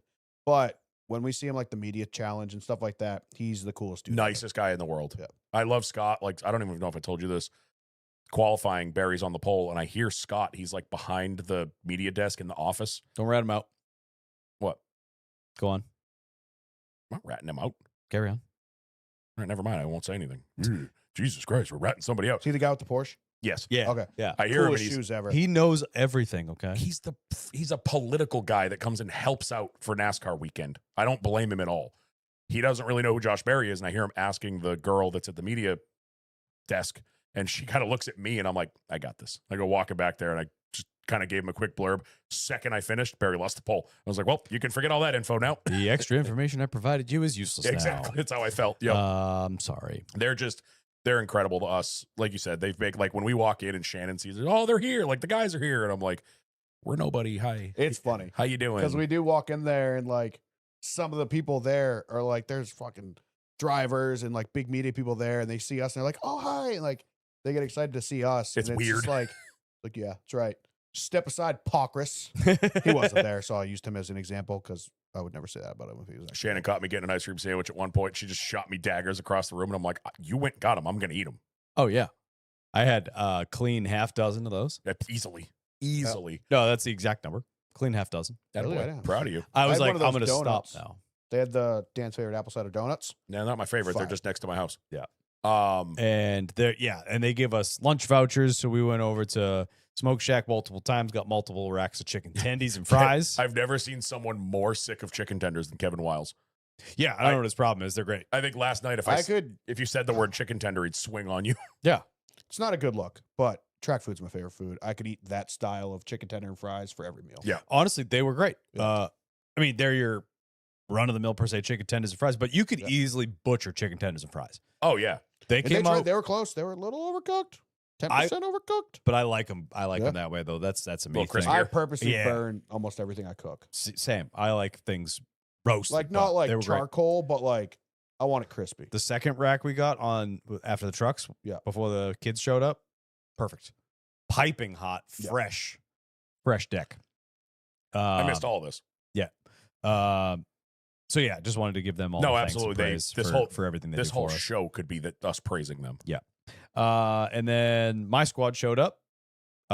So we ran back to the camper to welcome my wife, both my dogs, my niece and nephew. Get everybody settled. Yep. So I had to unload all their stuff, get them settled, whatever. And then, we walked down to the fan zone, did just a cruise around the fan zone. They were starting to close everything up because it was like, what was it? That's got to be like damn near 6 o'clock, probably. It was 5:05. Okay. Yeah, I was gonna say because I left almost at 5 o'clock. Yeah, Norm took off, so I had the squad. So we cruised through the fan zone. Showed all the kids all that stuff. We got a cool family photo. I saw that. Yeah. It awesome. was a good one. They I were will having a say- blast. Did you see those mini cars, whatever they're called? Yeah, the mini cup cars. I talked to the guy on when Yeah. we walked through there on Friday. I left the track with him. The guy was super cool. My nephew was checking him out. I He's saw like, him sitting in one. yeah, he popped the lid. He's like, climb in, dude. He's like, how old are you? He's like, 11. He's like, you're old enough to drive one of my race cars. And his face lit up. That's He's like, awesome. I could drive one of these? Yeah, dude. Because he's like, I'd never even fit in one. And the guy was like, oh, yeah? They make it adults drive those. Can you- yeah. can you the guy crush was his climbing dreams the like one. my I parents could have fit. Yeah, can you please do exactly The what? first time I went to Yeah. Sugar Hill Speedway as a kid and saw those things race, and that's all I wanted. Yeah. But my parents were like, nope. And I was just like, I hate you guys. My parents You'll- also you'll like this one.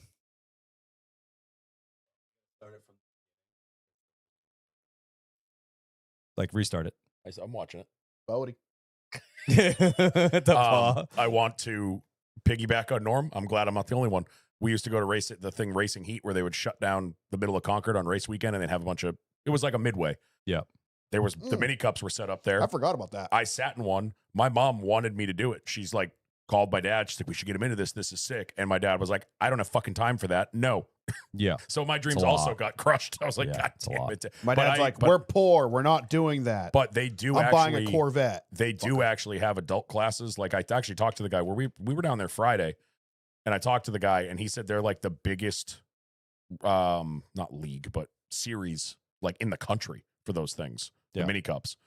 I was telling him that there's a guy up the street from me that has like 3 of them sitting in his yard, and he's always working on them and stuff. He's like, oh yeah, we got adult classes. We race all over the state. And I'm like, don't make me don't make me relive these. I'm pretty 8-year-old. sure when I Yeah. saw him as a kid, it was adults in them. Yeah, they are. Like it was like a 40-year-old. It looked like Josh Berry getting out of it. Yeah, they're cool as hell. They're like 40-year-old man with a beard. Like yeah, that's a kid's car. yeah, they're like quarter That's size. for me. Like quarter size maybe cup cars. Yeah. Ish. I will also say, New Hampshire Motor Speedway, a lot smaller when it's 70 degrees outside. A little easier to walk around. I could have walked around that place all day. Yeah.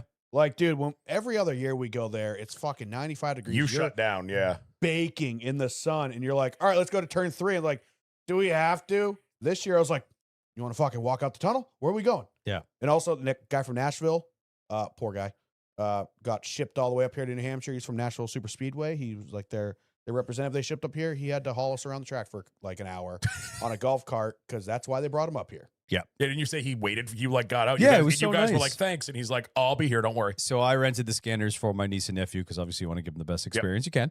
So as one does, and I got them the intercom editions. I wish I bought those Yeah, I because might- those are electric, Yeah, that was super funny. literally and figuratively speaking. But I had to go pick them up from Racing Electronics. I have a gripe. I was gonna wait. I wanted you to do this. I have a gripe. Big gripe. Should I just add this to it? The floor is yours. Okay, good. So Nashville guy, absolute man. Kevin Wiles wants to grab his dad a shirt, and I got to pick up the scanners. This is Saturday evening. Yeah, Yeah. No, it was Saturday afternoon before everybody got there. yeah, but you wanted to do it before like everyone's trying to do it Sunday morning. Yes. Yeah. So he drives us over in the golf cart. He's like, I'll just hang here and wait for you guys till you're done. I'm like, that's super nice. Racing Electronics is the last hauler If you look and at the only one they brought. if you look at Loudon, for those who've never been, the merch haulers are behind the grandstands. They start at the entrance of turn 1, give or take, where the break and the grandstands are. They go all the way up the front stretch. The Racing Electronics one was at the exit of 4, Yes. the last one. So what do you have to do after the race? Bring them back. So where is the entire crowd? In the other direction from where Racing Electronics is. Yep. So if you rented a scanner, you had to go against the sea of people the other way. You and probably 10,000 other people Well, that no, it's rented them. convenient for the fans sitting in 3 and 4. The only people that don't have to go the wrong way is one section At the because it is last. the last section, which is absolutely insane. And the thing that got me was you asked them, hey, don't you have one of these in the fan zone? Oh, yeah, we're closing that one down early. You mean the one that every single person leaving has to walk right by and could just drop their rented Yeah. scanners off? So stupid. That was I dumb. remember That when was Kyle wrong. picked So- this up. They're like, remember, you got to return these within an hour Yeah. after the end of the race. I was like, that seems like a short window. If you wouldn't have left when you did, you wouldn't have made it there in an hour. So what I had to do, well, I didn't have to do. I take this back. I didn't have to do this. That's a little dramatic. So let me backpedal. So it's 30 to go, and I realize I have to drop all these scanners off. Yep. And it's fucking far. and I have to go against the sea, and there's so many people still there. Yep. Because it was an exciting race. And I was like, shit, I'm screwed. Take my scanner off, put it on my nephew, grab my second set of headphones, plug it in, give it to my niece, grab their scanners, throw it in the bag, and I fucking ran. He's right. It is 28 to go, and I watch Kyle run down the grandstands, and I'm like, where the like, you got to pee that bad? And then I jogged from the center of 1 and 2, basically, Ish, yeah. to the exit of 4 and back with 6 to go. Well, thankfully, you ran into Corey Scothen's wife. The second to last hauler. I just thought didn't you meant her. physically hand them. You know how RCRs, I mean, Yep, was the second, the Ford one was the second to last one? Yes. She was there. I passed her. She called my name. She's like, I'll just do it for you. So I handed it to her. So she saved me 1 hauler. Oh, I thought and you not met the her. actual interaction of getting it scanned. I and thought stuff. you met her earlier. Yeah. Okay. She definitely saved me a couple laps, but I legitimately ran there and back. And it Yeah, was he came huffing up the grandstands. Yeah, it was like 6 to go. 3/4 to a mile. Easy. Yeah. Yeah. It's a good thing it was you and not me because I wouldn't have made Dude, I was pouring sweat. it. Yeah, you were. Yeah, like I thought, wasn't the Racing Electronics hauler normally like up the hill Yes. Yeah. It used after to be the tunnel? It used to Well, be they use on that the too. hill where Yeah. that clearance Loudon section is, where you can go buy a, shit that's 5 years old that they're trying to Yeah, get yeah. rid of. That used to be the Racing Electronics trailer because, again, smart. Everybody has to walk that. 90% of the people have to walk that way. And I think there was also one back in the day when there was grandstands in 3 and 4. They also had one over there. So basically, depending on which direction you went to get back to the parking lots, you had to walk by one. So the logistics of that, when you told me that they weren't even opening the fan zone one after the race, I was like, that is so dumb. Like, that makes absolutely zero sense. Like I understand one of the ideas of it is to avoid a congested area on the exit for everybody. Yeah. You put that right in the middle of where everyone's trying to leave. Now there's 150 people, if not Standing there. more, standing there waiting to return their things. I get it. But at the same time, it's like you at least have to put it somewhere convenient. Yeah. Like it's literally the furthest thing away from everybody there. Yeah. And not every NASCAR fan is built like Kyle. No, we're not. Very few. Me and Dan are the averages of NASCAR fans. I would have left with 30 to go and made it back 20 minutes after the race I would ended. have made it back today. Yeah, I would have been back today. Going back Yeah. to the truck and grabbing a different fucking hammer is a half a day job for most NASCAR fans. Yeah. Never mind a headset. Yeah. So, So, yeah, that's my gripe. That's an understandable complaint. When we went and grabbed them, I thought of that. Yep. And I didn't even think. I thought of the what he said an hour after the race to return it. I was like, that's kind of a tight window, and I didn't even think about you returning them. Having to go the wrong direction. I was like, damn, that fucking blows. Yeah. There's no way I could go in that direction with that many people going No. the other way. No. I would have been screwed. Or I would have been trying to drag the kids with me and then we get like Oh, yeah. in a sea Nightmare. of people. Absolutely not. Like, no thanks. Yep. So Didn't they used to just have like trash cans you left them in? or That's something? usually what it was. You would just Yeah. dump them in a basket. Yeah. not the case. But anyway, that's my big complaint. But So you grab those Saturday. back to Saturday.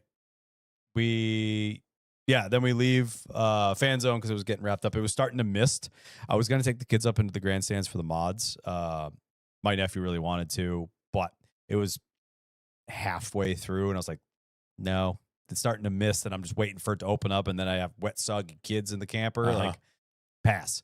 So we truck it back to the camper, start making some food, and my nephew's like, do you think they're going to race? I'm like, I kind of doubt it. Well, because they did mist hard enough where they stopped the mod race for like half an hour. Yeah, it was probably longer than Was that. it? But Okay. anyway, it doesn't matter. Like it was stopped, and I didn't think it was going to happen. It was starting to get dark, and I was like, yeah, I doubt it, bud. But I'll take a look. And turns out it was on Prime. It was also on YouTube. Okay, I'm saying Um, I was surprised they had Flow was on everything. TV has the Prime button, and fire up the mod race, and it was great. My cousin came over who does timing and scoring for New Hampshire.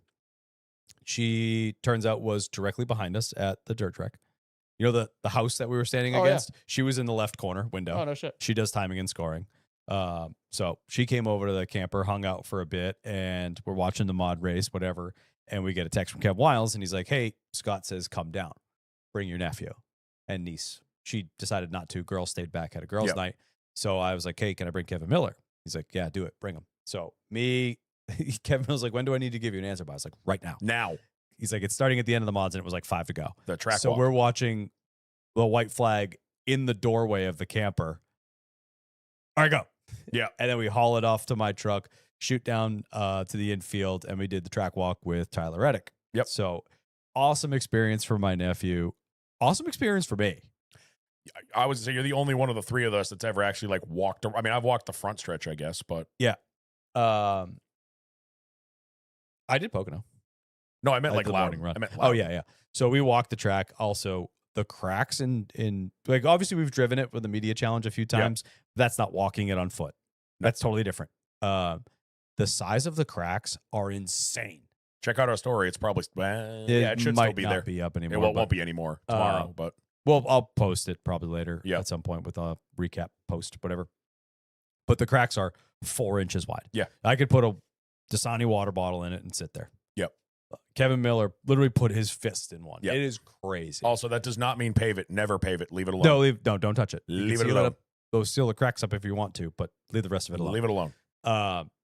Awesome to walk the track. We saw Timmy, our buddy Yep. Timmy there, and my nephew was so excited. He's asking all the questions about why does that fence look different. I That's was like, cool. oh, that's where the road course goes. Yep. He picked it up from a mile away. And then he's like, what happens with all the cracks? We had a little science lesson about water and Yep. freezing. It was great. And I didn't realize how tacky that thing was. And he was wearing his new shoes. Told my sister not to send him with good shoes. That's her fault. I'm not taking the blame for that. Then he's walking. By the time we get to 4, he's going. Yeah, didn't Miller lose a slide?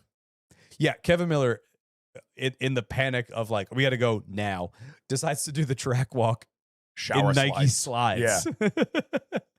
He's a trooper. He made it through. But yeah, we popped in the media center real quick, and Charlie got to see the trophy. Yep.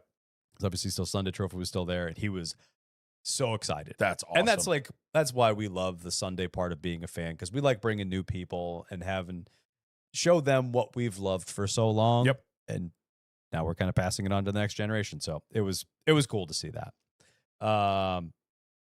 Yeah, and then that night we hung around the campsite for a while. You guys ended up going out. I ended up going to bed at like I was 11:30. so I was gone. I had a wedding. I got back. What was it? 10:30. Yeah, it was about 10:30 or so when I got back. Yeah. Terrible time to come back because I had to drive through the sea. Mm-hmm. It was. Have you ever seen the? Yeah. You ever seen the pictures of the ships in the Arctic breaking ice? I got back from the track walk at about 8-ish. Yeah. And I was doing the weave. I couldn't even weave. Dude, I was probably 5 minutes away from being screwed. I couldn't even weave. I just had to hold a straight line, wait for people to notice me in my quite large Oh, pickup yeah. truck.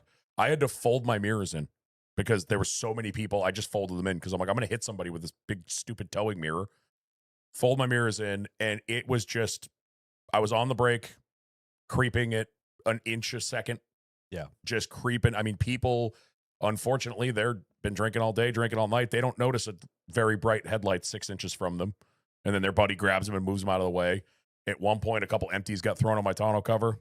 Yep. By the time I got there, they were gone, thankfully. I mean, that, whatever. But made it through, but I was like, holy shit. So, yeah, I got back. You guys, we hung out for a little bit. Yeah, we went to bed you- about 11:30. Yeah, you and Steph crashed out around 11:30. Me and Kevin, actually both Kevins, because we made friends with our neighbors. Apparently, Kevin knows them. They're from this town we're currently sitting in. Yep. Kevin Wiles knew them. We were sitting out there. We ended up, Miller went to bed at some point, but me and Wiles were out there till 2:30. Yeah. Just shooting the shit. I think I stopped drinking at 1, like before, like right around when you left. Or you went at 11. It was maybe when Kevin left. It was one of those, like, I could go get another beer, but if I walk over there and get another one, I'm going to be here for another hour. Like, I should stop. Yeah. So we were just hanging out with them. And yeah, it was about 2:30. We packed it up, but relatively quiet night, just hanging out, watching the people behind us struggle with their fire pit, just hucking shit into it for some reason. Nice. Then race day. Yeah, Sunday we wake up, was 7:30. Yeah. You were up, I'm sure, but Yeah. I woke up around 7:30, heard you milling around, so I got up. We were ready and out the door. We left at 8:45 to make it to our meetup spot. 8:40. Yep, we left. Yeah, it was about 8:40, which it's so weird leaving on Sunday morning because everything is set up for everybody to come in, It was and you're exactly 8:40 because I ran tight ship. cool. Awesome. Pat yourself on the back. We still got there late. We pulled in at 9:02. Yep. So how tight's that What ship? It's very weird leaving because everything they set up on 106 and on the track property is to get everybody in. So you're trying to leave like the one lane they give you to get out. Thankfully, it's not like anyone else is trying to leave, so we're pretty quick getting out. But it's just you're like looking at the sea of cones, and you're like, I think this is the one we're supposed to go in. Yeah. Met up with everybody 9 o'clock. We were on the road by what 9:20, 9:30. Yeah. Yeah, somewhere in that range. I wasn't looking at the clock at that point because we were waiting for a couple people. There was a few people that's late. I wanted to get there on time to obviously make sure we're meeting the people that are waiting for us. So I was like, everyone in my camper was like 8:40. And at 8:41, we turned on the road. I was like, nice. I didn't even but notice. I think it was in that range, 9:20. Yeah, I just got ready, and when you left, I left. So I was like, whatever. But we were waiting on a few people, and then the people we were waiting on showed up, and then I started panicking. Because like you were talking to somebody, and I was kind of looking around. I'm like, no one's. Yeah, you nailed it because you were like, we got to get going. And I was like, oh, shit. I was like, I walked over. I forget who you were talking to, and you were like mid-conversation. What happens when you get with a bunch of people? Right. And I walk over. I'm like, Kyle. And I kind of like, we should probably. And you were like, oh, shit. No, I'm glad you did because I'm over there doing the politic and meet and greet everybody. Hey, thanks for coming. Hey, thanks for coming. Hey, thanks for coming.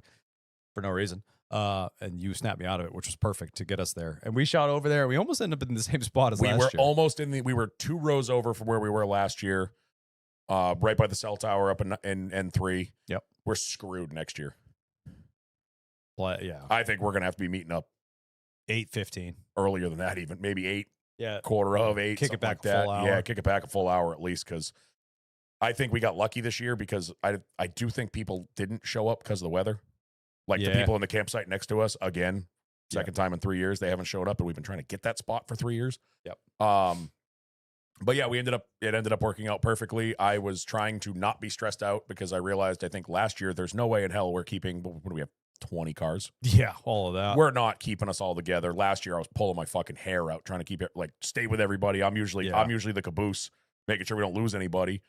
This year, it was like some of us got stuck at a light, and then we even, you're zipper merging, and now we're all, I was just like, I had Kevin in the truck with me. I was like, dude, I just don't care. We'll get there when we get there. It ended up working out. We all parked perfectly fine. So yeah, I mean, if you leave at the same time, what's the worst that happens? We had a few feet away. We had a couple interminglers. Yeah, couple which people is got in fine. with us, but that's fine. As long as we have like 5 or 6 cars that we can set up behind. Yep.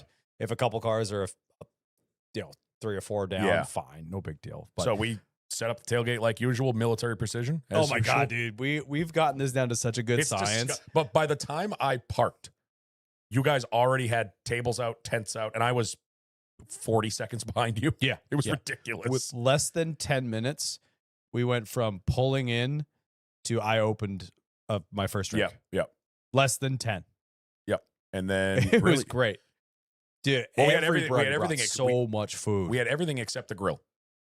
Yeah. But we had the grill. I had the grill, not the fuel for it. Our good buddy, love him to death, Dan Brown, bringing the Blackstone. So he's getting it set up, and I'm standing there. I had just walked up to him, and he looks up at me, and he goes, I'm an idiot. I'm like, what? I'm like, it looks like you got everything. He goes, I pulled the propane tank out so I didn't forget it, and I forgot it. Thankfully, we're very close to where our compound is, so I was like, I'll just go get mine. So me and Holso walked over, grabbed our propane tank, came back. So thankfully it wasn't, because that would have been trouble if that wasn't an option. I was lugging that thing back, though. It's a little awkward to carry. Me and Holso went in shifts. Oh, that's awesome. He was like that. He literally was like, that's why I came with you, because he's like, I didn't want you to have to carry that thing all the way back They're here not by like yourself. terribly heavy. They're per se. awkward. No, but it's super a awkward. hand pincher. Yeah. That's what it was. He said that when we switched off the first time, he would like stretched his fingers out, and he goes, it's not the arm. He's like, it's the damn grip. Like, it hurts. So yeah, we hung out. It started raining like an hour into it.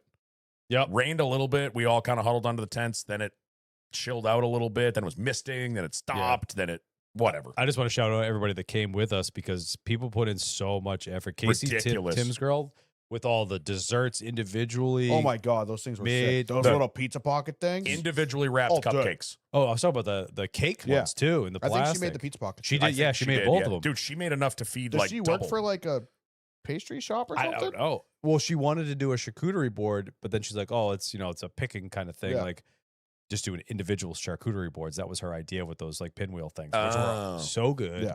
Yeah, there was brownies for days, steak tips. Dan Brown brought 2 different types of steak tips. Yep. The usual burgers and dogs. I There was a kinda bunch of bummed pasta he saved those salads. until the end. Yeah, I had a burger and stuff already, and I was like, damn it. they were really good.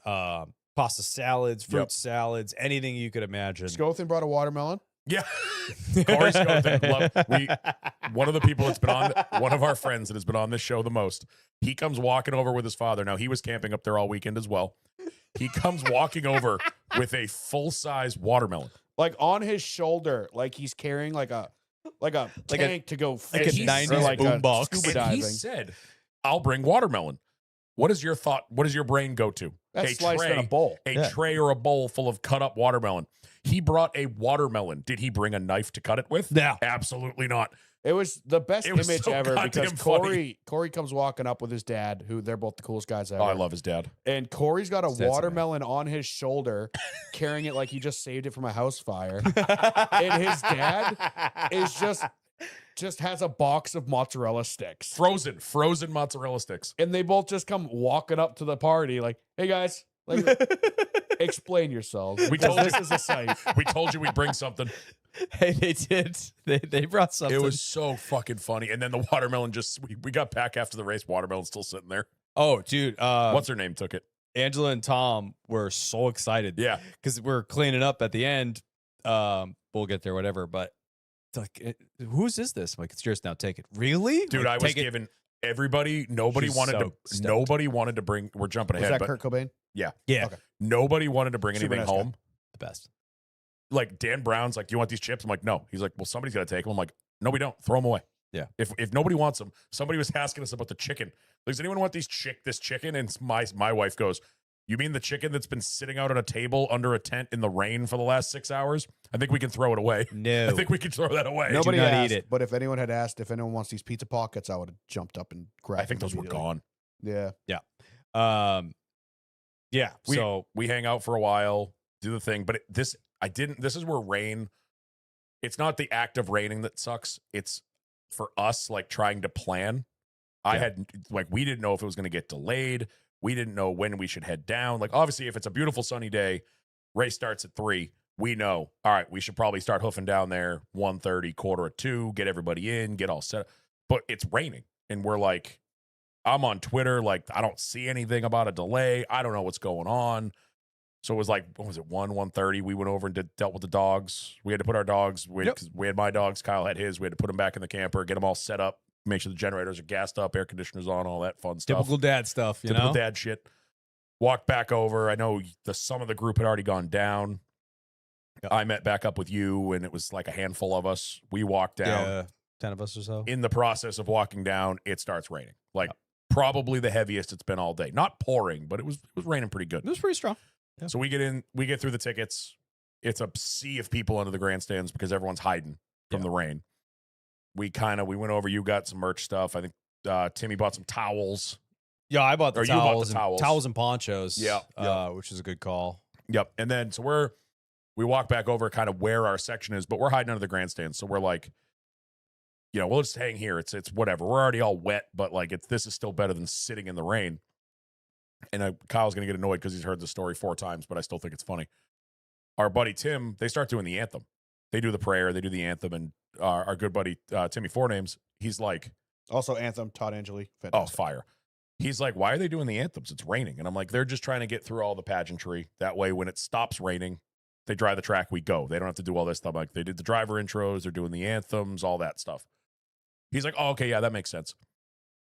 Then we're standing there and we hear, and to give the command to fire engines. And I'm like, I look at Kyle, I'm like, they usually don't do this, though. Like, they usually don't do this part of the ceremony.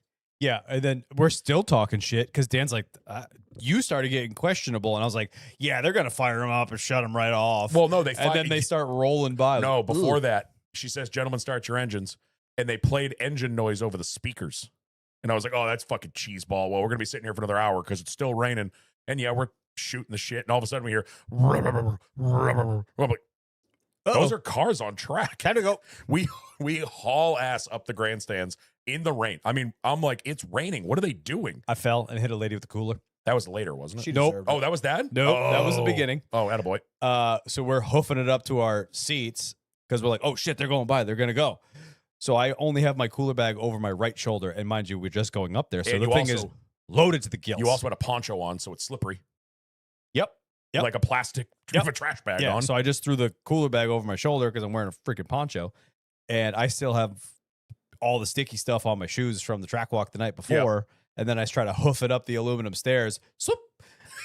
Just saying, you'd think that would help you because everything was a little slippery. I No. would The have sticky I made can it see when worse. the sticky makes it way worse. Some So flubber on my shoes. no, it made it way worse. My Crocs were not fun. So I slip with my right foot, which turns me to my Pivots. left, Yep. which swings the cooler bag off of my shoulder. My knee and shin go right into the bleachers, and this cooler bag, this poor older woman, I would probably say mid-late 60s, I just bury her with the cooler bag. Oh, I hit her right in the leg, and I was like, "Oh my god, I'm so sorry." Like, and she was more concerned that I was okay. I was more concerned that she was okay. And Spider-Man meme. yeah. So we hoof I it hit up. and my niece and nephew were right behind me, laughing their ass off. I mean, as they should. It sounds like As they should. good kids. Well, you did that later, and you're still in trouble for it. Correct. We'll get there. So we hoof it up there. We're hauling ass. It is still raining, like actively raining.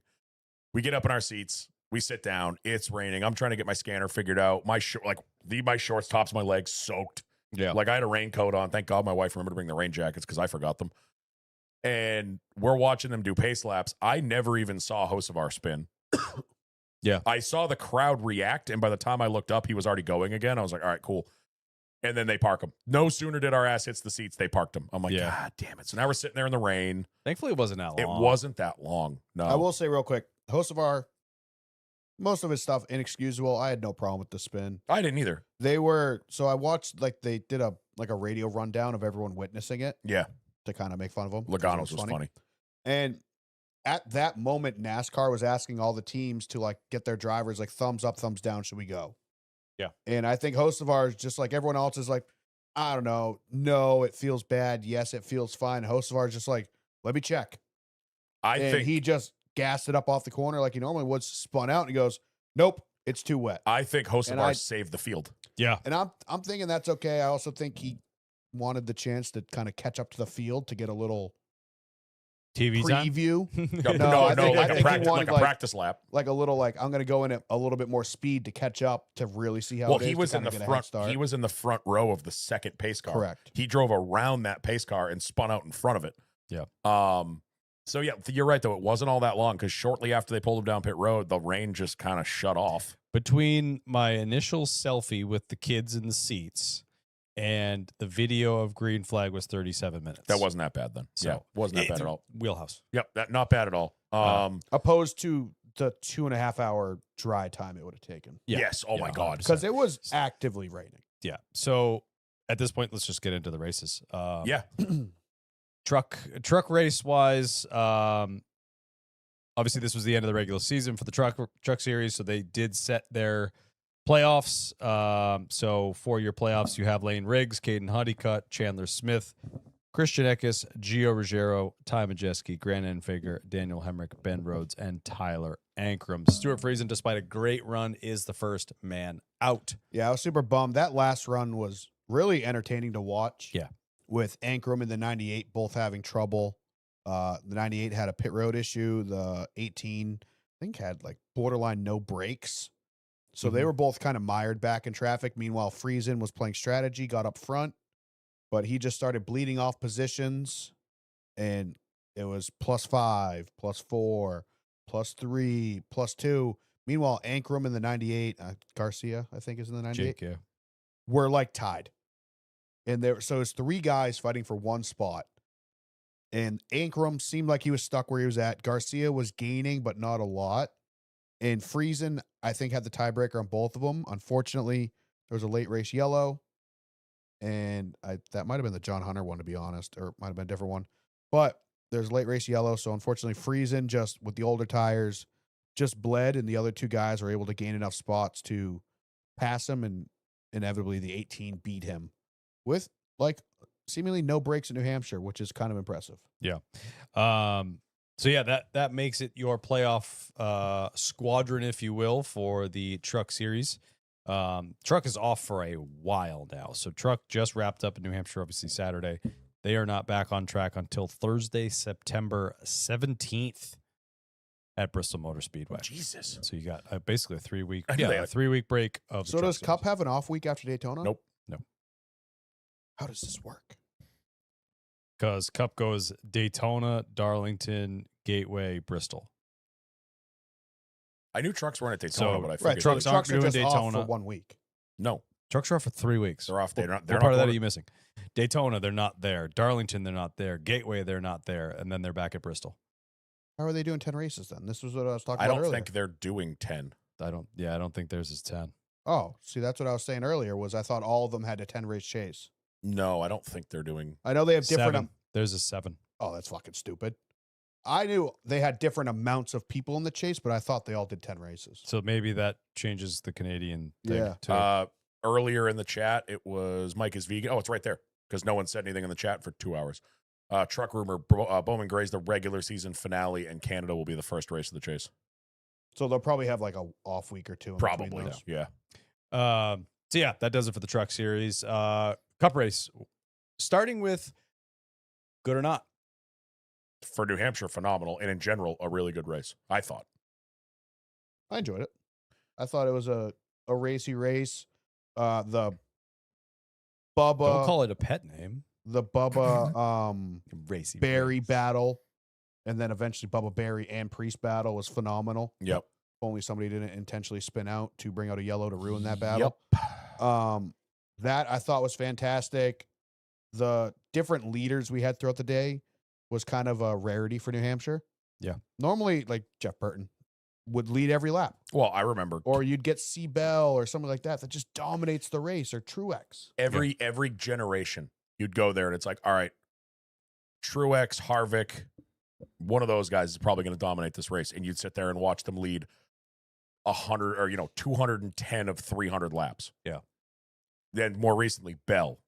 I feel like Blaney did last year. Like even when we were kids, it was- Logano Blaney last year. when we were kids, like you said, it was Jeff Burton. It was guys Yeah. like that. You'd watch them just dominate the race, and that's why I think New Hampshire's always gotten a kind of a bad rap.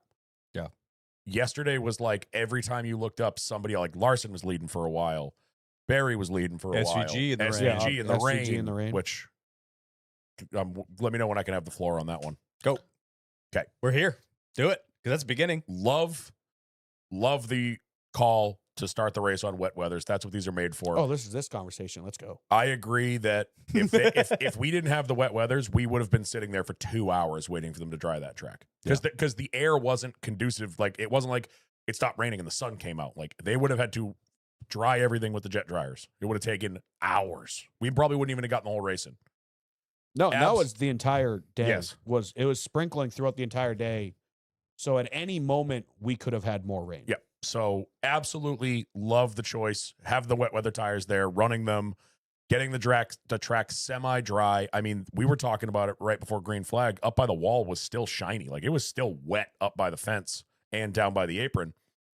The racing was awesome for the first little bit. Then a dry line started to come in and everyone just kind of got on that dry line. And then it was basically conserve your shit, which is how we saw Shane march through everybody. Because he was in third. He was a ways back from, who was it, Bell and Byron. were leading. Shane just drove by everybody and then drove away.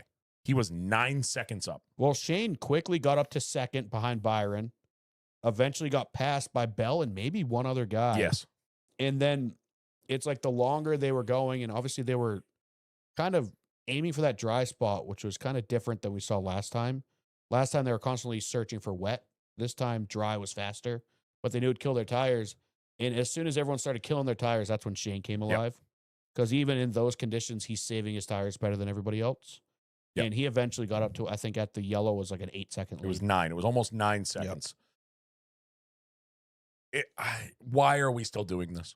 Why are we Handcuffing not teams? letting the teams make the choice? I don't know. I told you this last night. I am perfectly fine with them saying this is a wet race. Everybody's starting on wets. That's fine. Yeah. That is all you have to do. Every other racing series that races in the rain, F1, IndyCar on road courses, sports cars, you name it. They let the teams make the choice, and that's why those races are so good. That's why when we're watching the Rolex and it rains in the middle of the night, it's awesome because it's like you get to see the different strategies and you get to see the who's on wets, who's going to come out on dries first now that it's done raining, and blah, blah, blah, blah, blah. We are the premier stock car racing body in the world. I don't think there's a bigger one. No. You're making it look like they don't know what the fuck they're doing. You have these brilliant minds, engineers, crew chiefs, war rooms full of people. You're making them all irrelevant by throwing a competition caution and mandating that everyone goes to slicks. How good would that have been yesterday? Shane's out to a 9-second lead. Obviously, his Connor is on Stacking Pennies. I listened to it a little bit on the way here. He was fast on the wet too. The wet. The rain tires are different. They don't have as much stagger. The cars react completely differently to them. So, as the track's drying out, maybe Shane runs a little longer on the wets because his car's faster on those. He makes them last, maybe to the end of the stage almost, because there was only like 30 to go in the stage. Or on the flip side, you get somebody that's like, hey, there's a dry line. I can make time. Let's throw the dries on. And we get to watch, I don't know, Chase Briscoe come running through the field on the dry line. Instead, and also, okay, cool. You mandate they go to wets or mandate they go to dries. That sucks enough. But then to do non-competitive pit stops, hey, guys, take your time. You're not going to lose your spot. It's fine. You guys are the best mechanics in the world and the fastest pit crews in the world. But nah, you guys take your time. Take the cordless guns out there. It's fine. 90% no big of deal. the guys on this pit road are D1 athletes or better. And you're just like, nah. And you absolutely, I'm not saying that Shane had a fast enough car to win that race. Anybody that was fast in the wet, I'm not saying any of that. But you're going to give him a 9-second lead and then erase it. Absolutely erase it. Yeah. Because I think if they let it play out naturally, he wins stage one. probably, yeah. He probably hemorrhages after that, but he would have won stage one. Yeah, I agree with that. But instead, you just Control-Alt-Delete everything that just happened and basically throw the green flag on a brand new race. 100% agree. And why? Why did we even do the first 30 laps? What's tell the you why, fucking yeah. point? Because pit road is wet. That was the reason. It wasn't that wet. NASCAR did it, and they're talking about it on DBC, and I'm sure they'll talk about it on Stacking Pennies and all the other podcasts. The reason is they didn't want pit crew guys jumping off the wall to a car coming at them at 50 miles an hour on a wet pavement. I have a solution. Hold on. That's just why they're doing it. And I get it, but at the same time, there's other ways to do this. DBC mentioned, make it so if you're pitting under wet conditions, you can't jump over the wall until the car's in the pit stall. Yeah. We'll have a Gluck said 12-second pit just stop. slow it down. Gluck said Yeah, make a wet pit road speed That's limit. exactly what I wanted. That's what I said. Is make a second option. Everyone has to have a second screen in their dash. That pit road speed is now 30 instead of 45 or whatever it is. Yep. Which is, I think, what they could have done. They did it for safety of the pit crew guys, but I understand no one wants to see people get hurt, but it's like that's their job to do it the best they can. If they're dumb enough to think that they can jump off the wall and bust out an 8.6 when the pit road is slick, then their injuries are their own fault. I just It got dry and Seabell ran somebody over in the dry. Yeah, like Ben just said, he's Flino. Everything up until that caution was a complete waste of time. It never happened because the track position happened. I guess, but I don't know. The whole thing is stupid. I'm so sick of this. Now I understood. I think I had the same rant 2 years ago when we ran the sprinkles in New Hampshire. But back then, I think we had only run them like twice before. Maybe that was the second time. But didn't the Chicago street race that Bowman won, NASCAR gave him the option? Yes. So But they that's have because it. it's They have it at road courses. They have it at road courses, but they still don't think we've done it on ovals enough, I'm guessing. Well, I think by now we've done it enough. I think we figured it out. 100% agree. I think you need to either, like, I actually didn't hear that one. I do like that of the you can't jump over the wall till the car's stopped. That's cool. Or a slower rain, a wet weather pit road speed. That's fine. How awesome would that first stage have been if we had some mixed up strategies? You got guys out there on wets. You got guys that think they can make dries work. Oh, now the track's too dry. The guys that are on the wets are falling off because their tires are falling apart because they're too hot. Or, oops, they switched to slicks too early. They're all over the place. Yeah. It 100%. it just baffles. It blows me away that we're supposed to. We hear all this about how the pit crews are these amazing athletes and the engineers and the crew chiefs are the smartest minds in racing and the drivers are the best in the world. Here's some training wheels. Yeah. Here's the kid gloves. We're going to put the kid gloves on and not let you make any decisions because we don't want anything bad to happen. 100% agree. 100% agree. And I understood it at the beginning when they first did it for the first couple of times. Yes. But we've been doing it so long, just like you said. The So I same- 100% agree.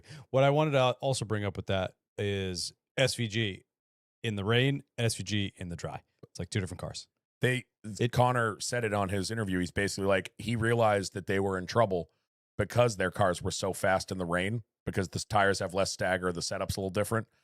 He was like, if we're this fast in the rain, we're screwed when it's dry. Yeah. And that shows you that their setups are so far off.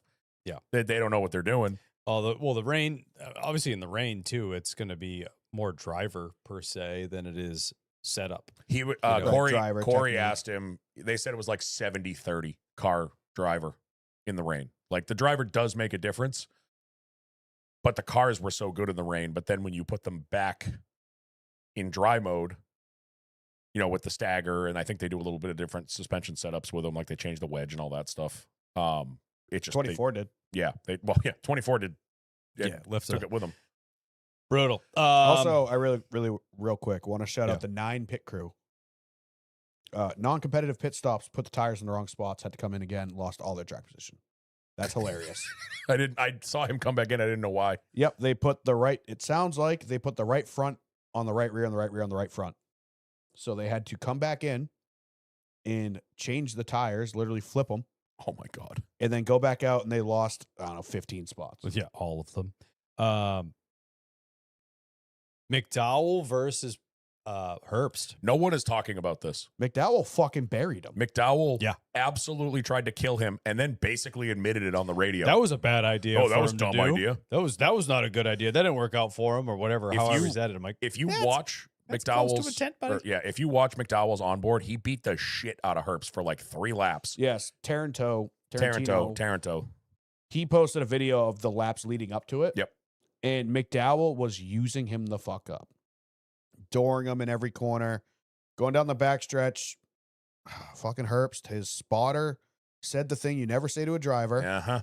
"Don't let him bully you." And then he got bullied. So Herbst immediately threw like an early entry at him, doored him a little bit into 3, and McDowell says, "Okay, you're going to the Granite parking lot or whatever the fuck they call that I area. I never think- remember."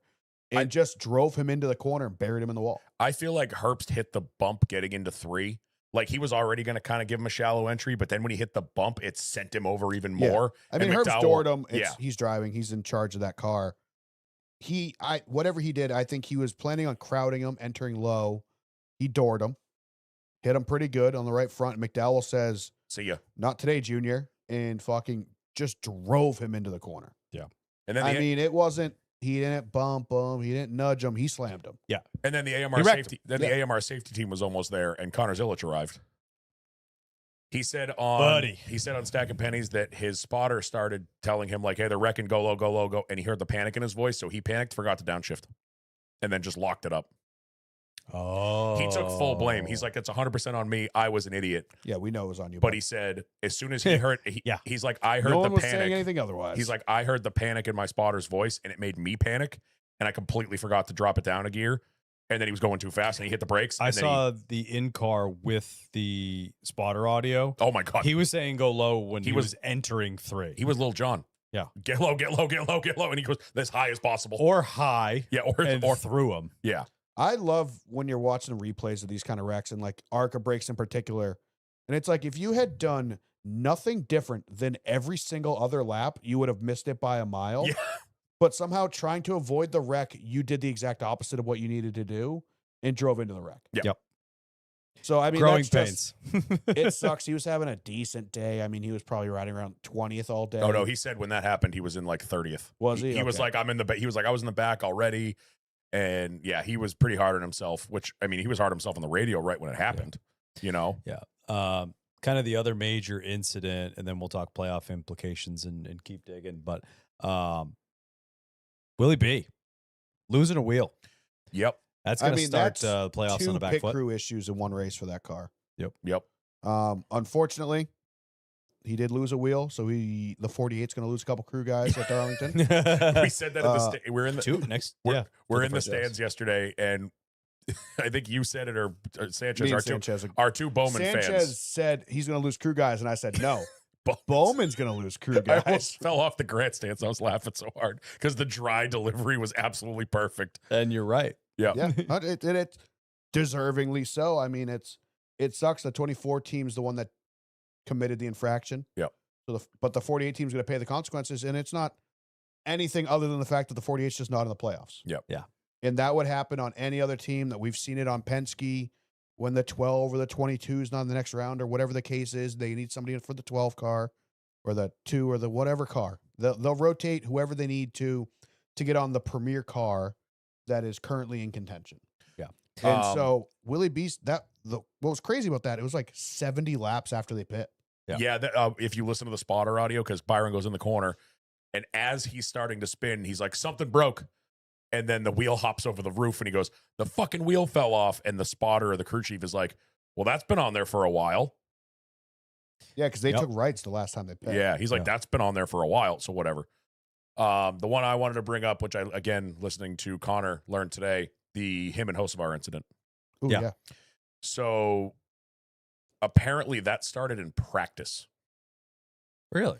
I guess they were around each other in practice. Connor got into him a little bit in practice. No, he said nothing. He's like, not Did he enough. say kiss my bumper? He's like, not even enough to wrinkle the sheet metal or nothing. And he goes, that happened in 3 and 4. He goes, we go into 1 and 2, and he throws a massive slider on me. He's like, even Corey and Skip are like, in practice? He's like, yeah, he threw a massive slider on me in practice to get in front of me. So that was Saturday. Apparently the exact same thing happened on Sunday. Connor's like, I didn't mean to get into him. Like, we were just racing, and I bumped him. We come up off the corner, and Hocevar, I didn't see it live, but after watching the replays, he went to do the little, like, I'm going to door you because you're annoying me, but he didn't realize he was here. And Yeah. just Yeah, fucking he turned meant- himself. He meant to put his door on, say, Zilich's right front wheel. The same thing the 35 did to the 71. Yep. You hit him in the wheel, the driver feels that. And It's Zilich would going have to checked jerk up. the wheel in their hand. They're going to get the picture. 77 was probably about 3 feet further forward than he expected to be. So when he went to door him, he just hooked himself off the 70 or the 88's front bumper. Yep. Because his bumpers lined up right front hit left rear instead of door to door or wheel Yeah. to door. And then later, Hocevar comes back out. He's fine. Didn't hit anything. I was surprised. I thought he freaking smoked the wall. No, he didn't really hit Because anything. honestly, we're looking at it from turn 1, looking down, kind of off angle, the front stretch. I thought both him and the 22 smoked the walls. Nope. And they were both scot-free. So it's maybe 15, 20 laps later. I watched Hocevar. He's now behind Zilich. I think you said you saw this too. Middle of 1 and 2. He runs him all the way up to the fence. I'm Yep. like, oh, that's going to be fun to watch. So I thought it was funny, though, that started on Saturday. Like, he got under his skin on Saturday. And I'm sorry. Hocevar, we've all made our opinions very clear about him. It seems very, very easy to get under his skin. I think it's a performance thing right now. Right now, I I agree. think right now the Spire short track packages. It's no secret that their short track package sucks butts. Yeah. Didn't It's see just that kind part of from like Joe Gibbs all of Racing their apparently, performance. but yeah, I think it's a performance thing. Like they all suck butts at the short track. And They they don't have the started setups so for short tracks at strong. all, and I think he's just taking his frustrations out on everybody else. Yeah. Obviously, don't do that. Yeah. But I don't think it's a Connor thing. I think it's a you're the closest victim it's thing. Heim at the Brickyard. He I got mean, stuck behind yeah. Heim, and then he's flipping him off out the window. Who knows? and- It could go way deeper. It could be. It might. He but- could have seen himself in the 48 in 2028, even though he claims he's happy at Spire. Yep. Like, who knows? But he was just, I will say, I dislike Connor or Carson, not Connor. Connor's a great kid. Carson, as much as an ex guy, fuck, it's fun to watch him race. He was hauling ass yesterday. He is just so aggressive, doesn't give a fuck. Like, all throughout the entire wet segment, throughout the race, when he got knocked to the back and had to come back up, he's just entertaining because no matter what, any lap you look down, you see that stupid Sabrina Carpenter looking car he was driving. He goes in the turn, and no matter who's in front of him, he's pushing him up a lane. He's putting his nose where it doesn't belong. He's doing something exciting. Yeah, full. So I get it. It's the dumb shit of trying to never wreck yourself when you're trying to wreck somebody. Yeah, 100%. And he clearly did that. And then later in the race, I still haven't seen a replay of the caution he brought out later in the race.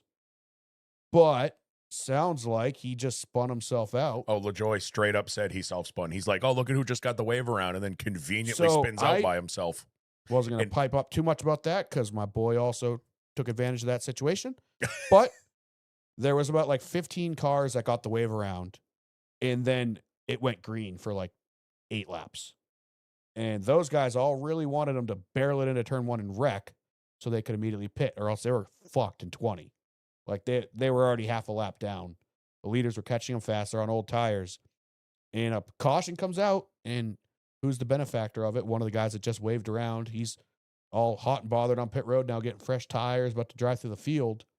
So that definitely, like I said, I haven't seen a replay, but that seemed like a situation where spinning yourself out to Sure get a does. yellow would be very beneficial for a driver. Not only did Mr. LaJoy call him out, it then sparked a conversation on the podcast with current Cup driver Connor Zilich about how they've all thought about doing that when they took a wave around. And Connor goes, yeah, he's just got bigger balls than the rest of us, so he just did it. So I think everyone thinks he did it on purpose, knows Yeah. he did it on purpose. I mean, that's his MO. He's been doing it since the Truck Series. Bubba has done it a bunch too. Bubba got in trouble for He it. admitted to it. I don't even remember what track. I think Carson did this 2 years ago, the first rain race. I think he was in that race. It was him. I believe it was him spun out in the rain on purpose to bring out a yellow. So there, I mean, it happens all the time, but it's just like, it's so obvious what just happened. Uh-huh. Not a single car spun out all weekend by themselves other than the 45 in the wettest, most unpredictable conditions. Yeah. And he does it, just happens. Like, that should be like an end of the longest line penalty, I agree. like something like that.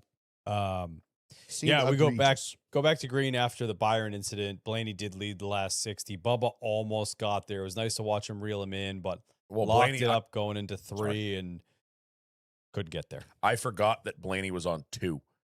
I completely spaced that. Yep. That he took 2 tires to get his track position back. And he drove away. And yeah, that last, what was it, 10 laps? I mean, you were gone, but it was probably, I think Joe looked at me with like 12, 15 to go. And he's like, 20, we're doing the hand signals. And he's like 23 is closing. Yeah. And I started watching it and I'm like, oh shit, he is closing. He just hung around like 1.8 seconds back. And then he starts reeling him in. Yeah, he doesn't do that bit. He locked up once in 1 and 2, didn't lose a ton of time. And then he had the massive lockup in 3. Yeah. He still didn't even lose that much time because I was shocked. I threw my hands up. The guy sitting next to Steph, we didn't know who he was. He was rooting for Bubba. I was back by that. We one. both were like, oh. Yeah. And then they come into 1 and he's still like right on his bumper. And I'm like, okay, that worked. But he just ran out of time. And There then, were a couple times in those closing laps where Bubba like time traveled. There was 1 and 1 and 2. Blaney was lapping SVG and like 2 other cars, like the 51 or like SVG and like 1 other car. And Bubba was behind like both lap cars and Blaney was out turn 2.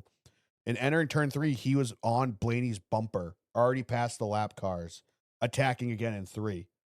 And then he did it again when he locked up Yep. hardcore and he caught right back up to him. I was like, this guy can't fucking lose an inch. Like he fucks up and he's gaining time. And obviously, I was pulling hard for Bubba because I needed those points. I would have loved to have seen a Bubba. I love Blaney. His victory celebration was fantastic. Yeah, we actually got a burnout from Mr. YRB. That, just him with the lobster was hilarious. Yeah. But like, I was like really pulling hard for Bubba there at the end. Well, Yeah. I will always, when we're at a race, I will always, depending on who it is, I love seeing someone I've never seen win before win in front of me. Yeah. I've Yeah, seen like when I hate going to New Hampshire. It's like, oh, Seabell won again. Kevin Harvick won again. It's like, no, I want to see like as much as we don't like Almirola. That was kind of cool that year because somebody different, you Yeah, know. right. So I was really pulling for Bubba. It would have been really cool to see him get a win yesterday. I was also pulling for Barry too because he was right with him. You Yeah. know, He had a great race Um, all day. the most generational unemployment run of all time. Yeah. Also, Rad Marshan in the chat said Carson is such a good thing for NASCAR, though. Such a needed personality. He sat next to a dad and a kid yesterday. They came out for the first time because the kid loves Hocevar. Yeah, That's I the agree thing. wholeheartedly. I love what he is for NASCAR. I appreciate his personality. I think he's exactly what NASCAR needs. I still think he's a wiener on the track. Yeah. So, And that's what you're gonna get. Yep. You can't have both, you know? exactly. All the time. So that locks up 13 spots for the Is it- the chase. I think they said Yeah. Bubba needs like 1 point and he's clinched. So he's Yeah. pretty much locked. So we'll just run through it and then we'll answer our questions. Denny Hamlin has locked up the number 1 seat, not the regular season. Should be the regular season. Give him that man a trophy. He deserves it. He's the number 1 seed champion. Yeah, I don't know why they I did hate away it. with it. It's like still We it's got still rid a of the- regular season. There's still the champion of the regular We season. did a postseason. Now we're doing a postseason again, but the last one was the playoffs. That's the most college football-y, college basketball you can get. and we had a regular season champion. We get rid of the lame playoffs and trying to compete with college sports, and now we're doing seeds. Like, isn't that the opposite? Yes. Yes. Shouldn't we have done seeds when we were Yes. doing the stupid playoff bullshit? Yes. Now we're to the chase. Award a regular season and a postseason Yeah, champion. that's the thing. The chase Yes. is still the postseason. It's still a Yes. season after the season. This is still the regular season. So we're going to keep ours, and when they go back to it, we'll be ahead of the game. Yeah, they'll 'Cause have to that'll name happen it in 3 after years. us. All right, Denny Hammond locks up your 1 seed. Blaney, Gibbs, Reddick, Bell, Briscoe, Larson, Elliott, Logano, Busher, Hocevar, Byron, and Suarez are your locked in. Not technically locked in, but very safe. Mr. Bubba Wallace is 75 points to the good. Austin Cindric, 44 points to the good. SVG, 31, and the last man in, 31 to the good. And Ryan Preece is your first man out, 31 behind. Brad K is behind him at 66 out. Not Probably not going to happen. Not He needs to have a perfect game. yeah, mathematically not out, but he's going to He's need out. a miracle. The real thing to watch here is Cindric, SVG, and Preece Yep. I agree. And there's going also into Daytona. even with that lineup, I know we're not going to go through it all. They did on the teardown. There is a chance for a shit ton of movement in the people that are even locked in. I think it was like third through sixth are all very close together, and then like 7th, 8th, 9th, 10th, 11th are all like on Yeah. top of each other. Yep. So there's a lot of movement possible at Daytona, even in the people that are already locked in. for You the could go from a 3 seed to a 6 seed, or a 7th to 11th, or Yeah. something like that. I'm just glad that going into Daytona, there's at least some Yes. storyline. Yeah. It's not going to be easy for Priest to pull this No. off. It's not. Like 31 points is not a lot, but a 31-point differential is a lot. Yes. You know, if SVG finishes like 20th, he's screwed. Yep. For the most part. He needs SVG to get into something early, and then he needs to have some stage points and a good finish. Right. And I 100%. hate it because I picked him. My perfect story is that Cindric gets wrecked on lap 1, gets 1 point, and then they both have banger days, and we have SVG and Priest in the playoffs. Yeah, let's go Cindric wrecking lap 1, Priest winning, SVG second. I would then get both. Oh my god, that would be perfect. I would take the. Be I the would best take Saturday the ever. hit. I would take the hit in race picks for that. I don't even care. Yeah. Because I hate it because I love Priest and I love Shane, but I don't think they're both getting in. You know. Yeah, so we'll see how it all shakes out come Daytona. It's going to be a Saturday night Saturday banger. night. And this is Saturday night the new Daytona. package that they haven't tested yet, With right? no practice, no testing. Yeah. We are going to find out if this package is any good when they throw the rag on Saturday night. And I do think Yeah. it's worth mentioning. It's obvious. It's been obvious for a while, but 2 Spire cars being locked in, I think is a big deal. It is. I know they've been fucking shit ass for the past 5 weeks, but those 2 guys raced their hearts out for the first half of the season. Yep. So it's super cool to see a team like that have 2 guys locked into the final 16, playoffs. yeah. Chase. Also, Brent brought up, I wanted to bring this up, that 25-point penalty is really hurting right now. Oh Yeah. yeah. Imagine going into Daytona only being 6 back. Yeah. That's Yeah, a that's one that's stage. a manageable gap. And a bullshit penalty as it is. Yep. Malarkey. All right, we got some questions. We got actually a decent chunk even. Oh, though I put looked it up earlier. late. There was like 3. That is not the case anymore. Downriver Diecast with a couple. Favorite part about camping at New Hampshire? We went through play-by-plays. Pretty much. you Yeah. have Do you have a one-off favorite? But I mean, we gave you the play-by-play. I just love being there. I actually got really bummed out today leaving because I always do. And like when we leave Pocono, I get a little bummed out, but I'm more thinking about the long drive home. Going home today, I was like, man, this sucks because I live right there. So now I'm gonna like drive by the track all the time, and it's just this big quiet emptiness. And I know how much fun it could be, you know, and it's just annoying. Right. Like it sucks that I was thinking about this during the race yesterday. Bear with me, it's kind of dumb. I was spacing out in stage 2. We are the only sport where you can only, for the most part, if you are only, you're not flying places, you can only see your team one time. If you're a baseball fan, you got 100 and some odd games you could go to. You're a hockey fan, you got 40 something home games. You can pick a Tuesday night and go to a game.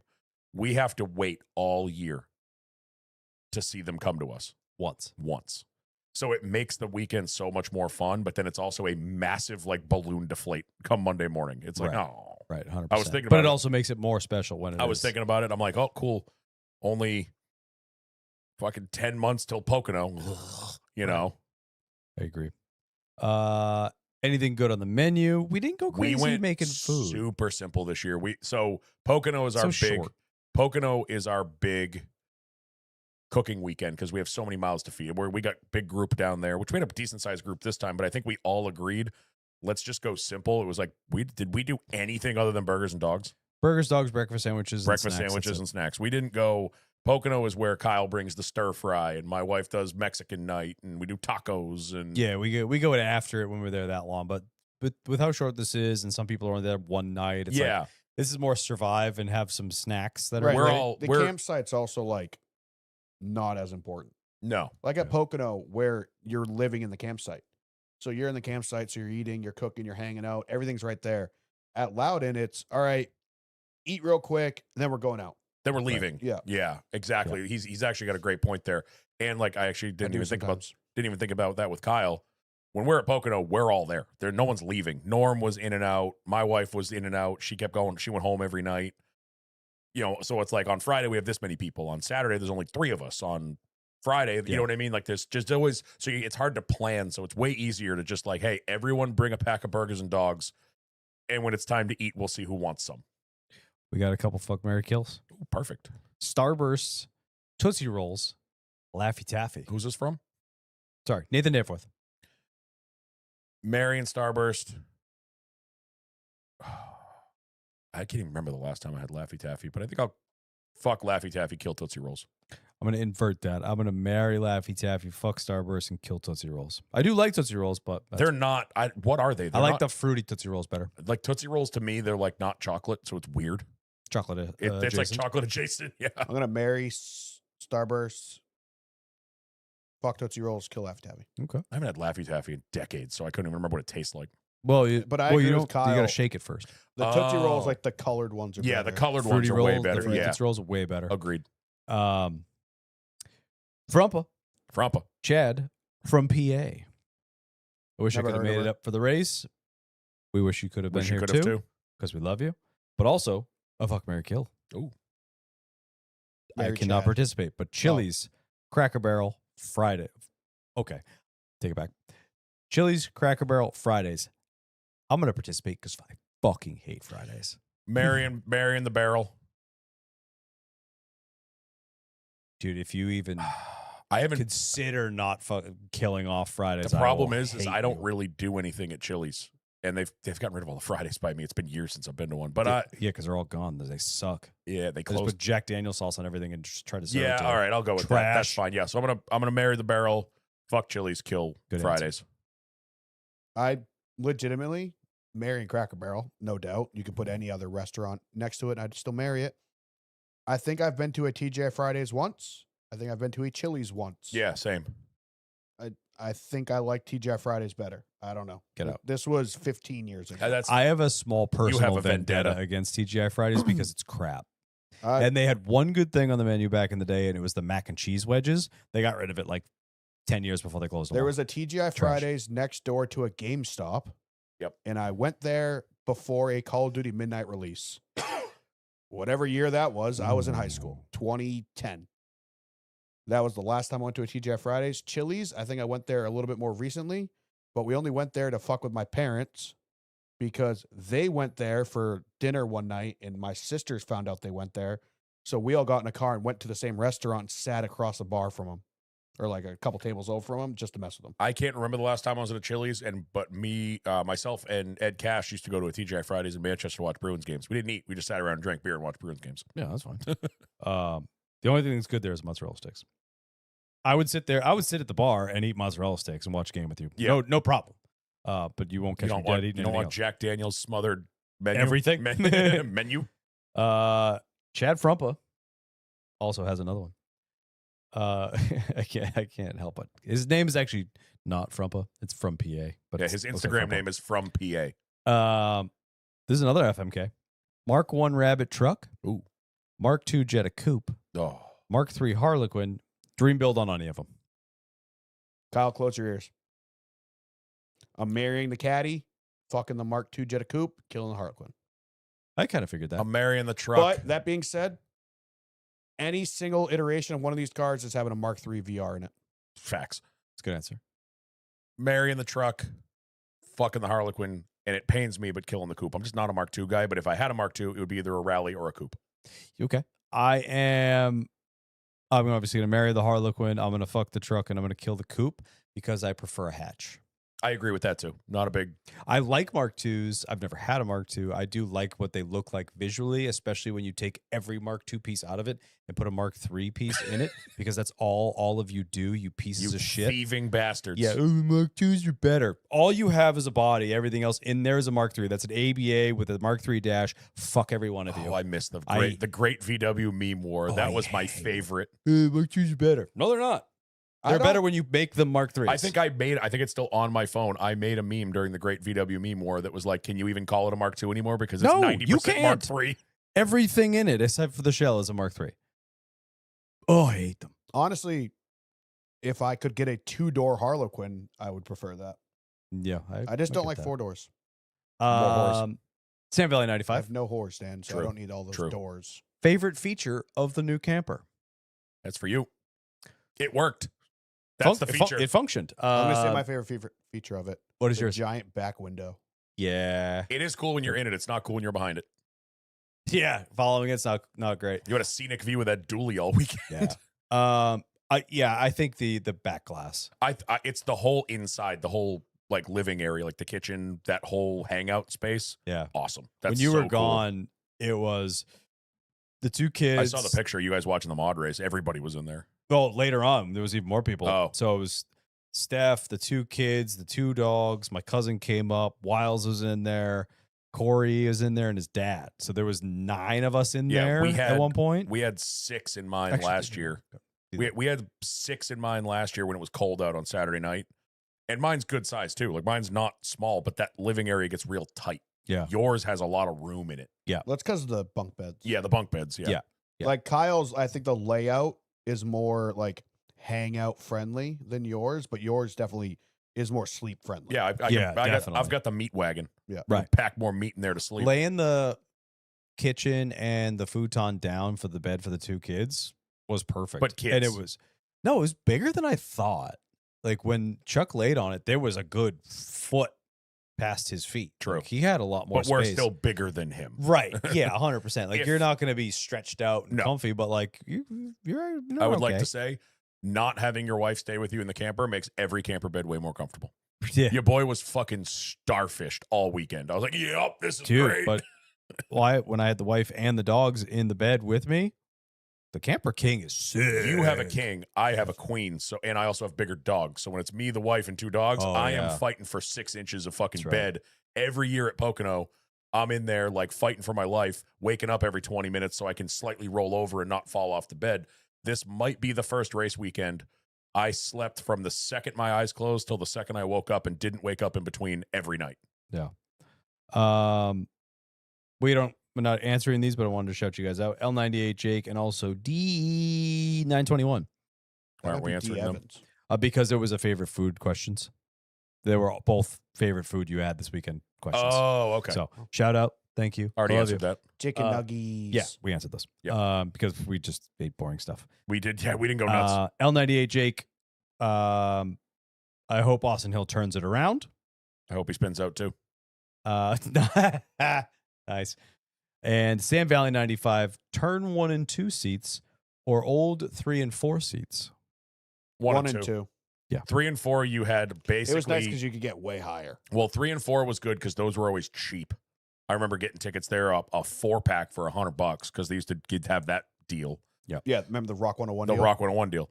But the problem with 3 and 4, unless you were all the way in 4, you could not see pit road, Yeah. and you also I never lost a lot of for some reason the angle. You'd lose some of 1 and 2. Where we see basically the whole track. Yeah. And you also had the sun right in your face. And you were in the sun all day long. It never went away because You're looking right you're at it. staring at it. It got worse as the day went on, too. Yeah. So this was my first time ever going to a race and having radios. Oh, yeah, you bought a scanner. Life changer. Proud of you. I spent my entire childhood going to races with my dad, raw dogging them, no radios, nothing, in the cheap nosebleed Rock 101 style seats up in the very top of turn 3. Yep. I never knew what was going on pit road. It's just roll the dice, wait for them to come out onto the backstretch and see what happened. Yep. I was there the year Bowman's car caught on fire. Had no idea it happened. We must have been sitting near each other because I had the same view. I saw Yeah. smoke. I don't even know if I saw smoke. That does it for the gram. All right. Got a couple on the old Discord. Yeah, Godspeed with that. It's not too bad. I'll figure it out. Hit him quick. Corey Scothen, who has had a worse season, Zilich or Luke Baldwin? Josh replied, yes. Tommy Baldwin. 'Cause Tommy you- Baldwin. You know he signed like a $50,000 check Friday morning and lit it on fire immediately. He didn't even make it. He went across the starting line for the green flag sideways and wrecked. Yeah, I was gonna say he didn't make it. He had no radiator by the time he got to the Yeah. start finish line. Joe Spinelli. Oh, this isn't a question, but it's funny. I'm going to read it. John Hunter Nemechek, Chris Wright, and Harrison Burton walk into a bar It collapses. because they DNF'd again. Oh, Nice. Just Bus. Why do y'all prefer stands in the turns over the front stretch? Joe Sanchez answered this for us. Your neck will thank you in the morning. Yep. Because I don't have to go like this all day. I can just look straight and see whatever I want to look at. You can see more, especially at Loudon. I don't know for other tracks, but at Loudon, you can see everything from our seats. You don't have to look way off at the backstretch and hope you're seeing. And we get better angles too. You can see when somebody's swings to the inside of somebody. I saw multiple times like them 3 wide into 3, and I could see it clear as day. If I was Yeah. on the front stretch, I wouldn't have been Had able a to see way it. better view of 3 in the backstretch than we Yep. did at our old seats, and I really like it. Yep. the real answer is because it's cheaper. That too. Grandstand seats in the front stretch. They're Woo! more well because they Try got to the, get some of the ones up there in the shade underneath the boxes. Baby, you're spending thousands. Yeah, those are and Super Bowl tickets up there. those also have tables and cup holders and shit. Flino, morning legends. Well, after the start of yesterday's race on the wet tires, do more NASCAR tracks need to have that as an option? I think they're doing what they can with Yeah, what I they think got the setup is the best now. because you're not going to sail them off on a wet track at Charlotte or Michigan or No. Kansas. I will say, with them planning on this being a possibility, I'm shocked they didn't have the wipers, the flaps, or Same. the lights. Honestly, Yeah. same. Like I figured, like that'd be required, especially knowing weeks in advance that this was potentially going to rain. Well, remember when they first brought the sprinkle tires out, if it was a sprinkle tire track, they had the flaps and the wipers and the lights on. Yeah. Kind of like at a road course. Yeah. I think he- they probably took that away because the flaps kept catching on yeah, fire. he continued. It was some good action watching drivers search for grip in the best line while also not trying to overheat the wets. Also, take the training wheels off and let the teams decide when they transition to a slick tire. That's Yes. Hell the yeah. question. Blocka. Oh, he was asking if we were doing the show. Blocka. Ricky Harden. Marcus Smith is going to place sprinklers around the track to soak it before each session for the All-Star race next year. Yes or yes? Probably. And he's not going to ask permission. Nope. Oh, sweet Jesus. What is this, Joe? One animal, 10K per pound of the animal. To catch, you must fight it in its natural habitat. Which animal are you choosing? Oh, okay. So you have to fight an animal. You get $10,000 per pound of that animal. You win if you win the fight. What are you fighting? What do I have? No weapons? It says must kill it to get 10K per pound. I'm assuming you have weapons. It doesn't say bare knuckle.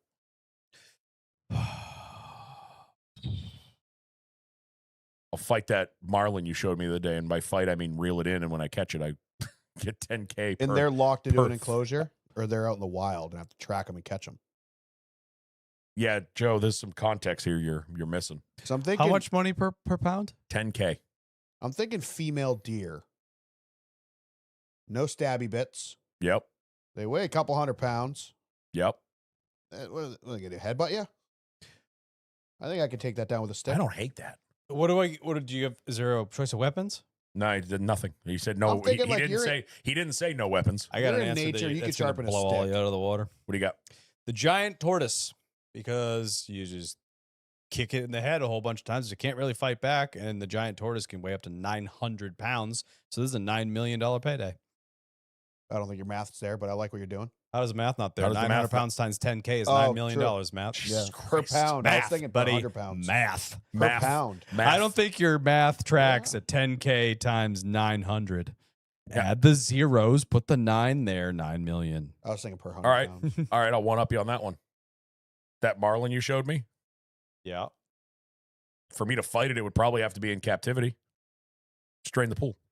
There's no way you could fight a marlin and win. Kyle, A 1,200 Kyle. pound marlin? Kyle, I said it's going to be in captivity for me to fight it. Drain the pool. It's dead. I win. Yeah, then fight a killer whale.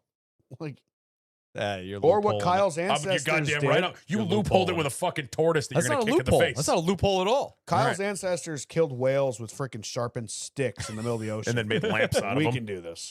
We got this covered. We got it covered. That's it for Discord. Thank All God. right. And that does it for a long list. A long episode. And we hope you stuck around for it because the ones that were at the track are our favorite weekends, obviously. Yeah, this was a pretty calm weekend. I think we had some good memories. Nothing, no crazy stories. No. Yeah. Somehow Kevin Wiles didn't die, even though we told him to 100 times. He was sneezing away. I was like, just die already. He was So like, that's the joke. dude, Friday, he was dying. Like, he was, Yeah. I thought it was allergies or something. He's looking at us sneezing and he's crying. Yeah, I think he's allergic to birch because that corner's all birch trees, It is. Yeah. which I am. That's why I Hope was he's not allergic to blasting Mountain algae Dews. spray like crazy. Yeah. He might be Uh, allergic to Mountain Dews. But thank you very much if you stuck around for this. And we'll be back next week to wrap up the regular season. Before we sign off, follow us everywhere at _pod on Instagram and Twitter, the Lucis Fast Podcast on YouTube. Join us Monday nights live. It is real fun to hang out with the chat. They went a little quiet here for a little bit, and then I called them out, and they came back. Yeah, they fell asleep during stage 2. It's Yep, understandable. it happens. Yep. Ask Scott Dixon. So join us on YouTube. And then if you go in the link in the bio in the Discord and the Twitter, you will find our Discord. That is our little chat room, chat thing. We got channels all over the place. And yep, we talk about everything. The race day chat's usually popping off. We got stuff for people when you're at the track. You can talk to people. We've had people meet up. They're like, "Hey, you're here. Let's hang out." Yeah, it's so cool. Yeah, That's I my didn't even favorite. mention it, but we got to hang out with Johnny Benson all weekend. Oh yeah, Johnny Benson was there Sunday. That was awesome to see him. He surprised me at the meetup. I knew he was coming. I didn't. He walked in. I was like, pretty sure that's Johnny fucking Benson. Yep. We haven't seen him in like 5 years, so Yep. that's super Go. cool. He came well prepared. He's the Eagle Scout, he told me. Shouts to what the hell was his name? His name on Discord's MCP, the dude from Germany. Yeah. Don't remember your name. I'm terrible with names. You probably told me. I'm sorry. I was tired last night. We use handles around here. Yeah, he showed up to the campsite last night, hung out with us for a little bit, shot the shit. He was all worried because he had a Host of Our shirt on. We're like, dude, you're fine. He's like, Oh, I'm really? 29. I'm like, perfect. Yeah. You proved our point. Yeah, he came walking up later. We met a few people, a couple people randomly this Yeah, weekend. it was Awesome. great. Awesome to meet you guys. And thank you to everyone from New Hampshire once again. Yep. We love you so much. Thank you so much for everything Absolutely. you do for us. You guys have become like family to us. Legitimately. Yeah, absolutely. So yeah, that's all the things. I'm Kyle Belcher, I'm Dan Walker. Norm Peltier. and we'll catch you after. Daytona. Let's go away. And once again, thank you to our guest, Chase Elliott. Well done.